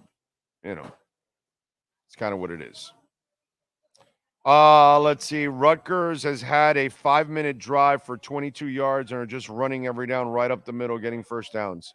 Well, they've got the line for it, man, and we don't have the defense for it, unfortunately. True Fin fan with a super chat. What's the difference between Canes and Fins fans? Well, now there's a difference. Now one has a team, the other one doesn't yet. It used to be that both never had a team, and we're just waiting for years for it to come back. But the Dolphins now have something, whereas the Canes still don't have anything yet, unfortunately. I'd love to say more, but I'd love to tell you that they have more, but they don't, unfortunately. That's the sad part, my friends. That's the sad part. Let's see what we got here. Where are we doing the neutron dance right now? It's down at 11.5%. I love it. It's at $1.08. Load up. Load up. Bro, I'm a diehard Canes fan, but I had a choice between UM and FSU. I'd play for FSU instead of this clown. Damn, that's wrong. That's tough, bro. Marcos Rock says, this game is torture. Our first ever loss to Rutgers. Congratulations, Mario. You brought the clown show to town again. Yeah. Shiano outcoached Mario, period. Sad, even in a small bowl game, Canes can't simply don't play well.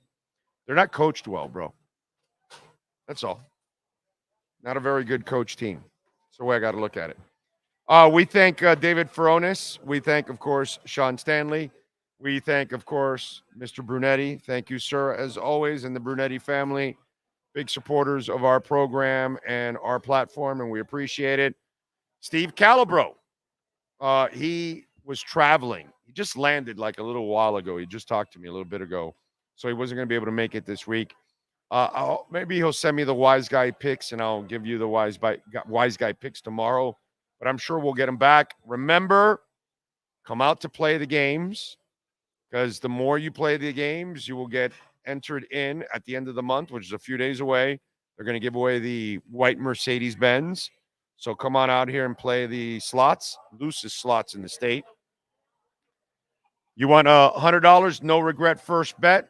Use that QR code, sign up. Now, remember, if you have a Hard Rock account already, use a different phone number or a different email. So use your wife, use her cell or something, or use another email depending on how you signed up. Use something different. You can't use the same one. It won't allow you. Okay, so create a different account so you can get the free $100. Okay, and good luck to you. Man of 1,005 holds. Get Larinaga to coach both Canes teams. At this point, I'm going to take Katie Meyer to coach football. We'll see you tomorrow. Same time, same place, same bat channel.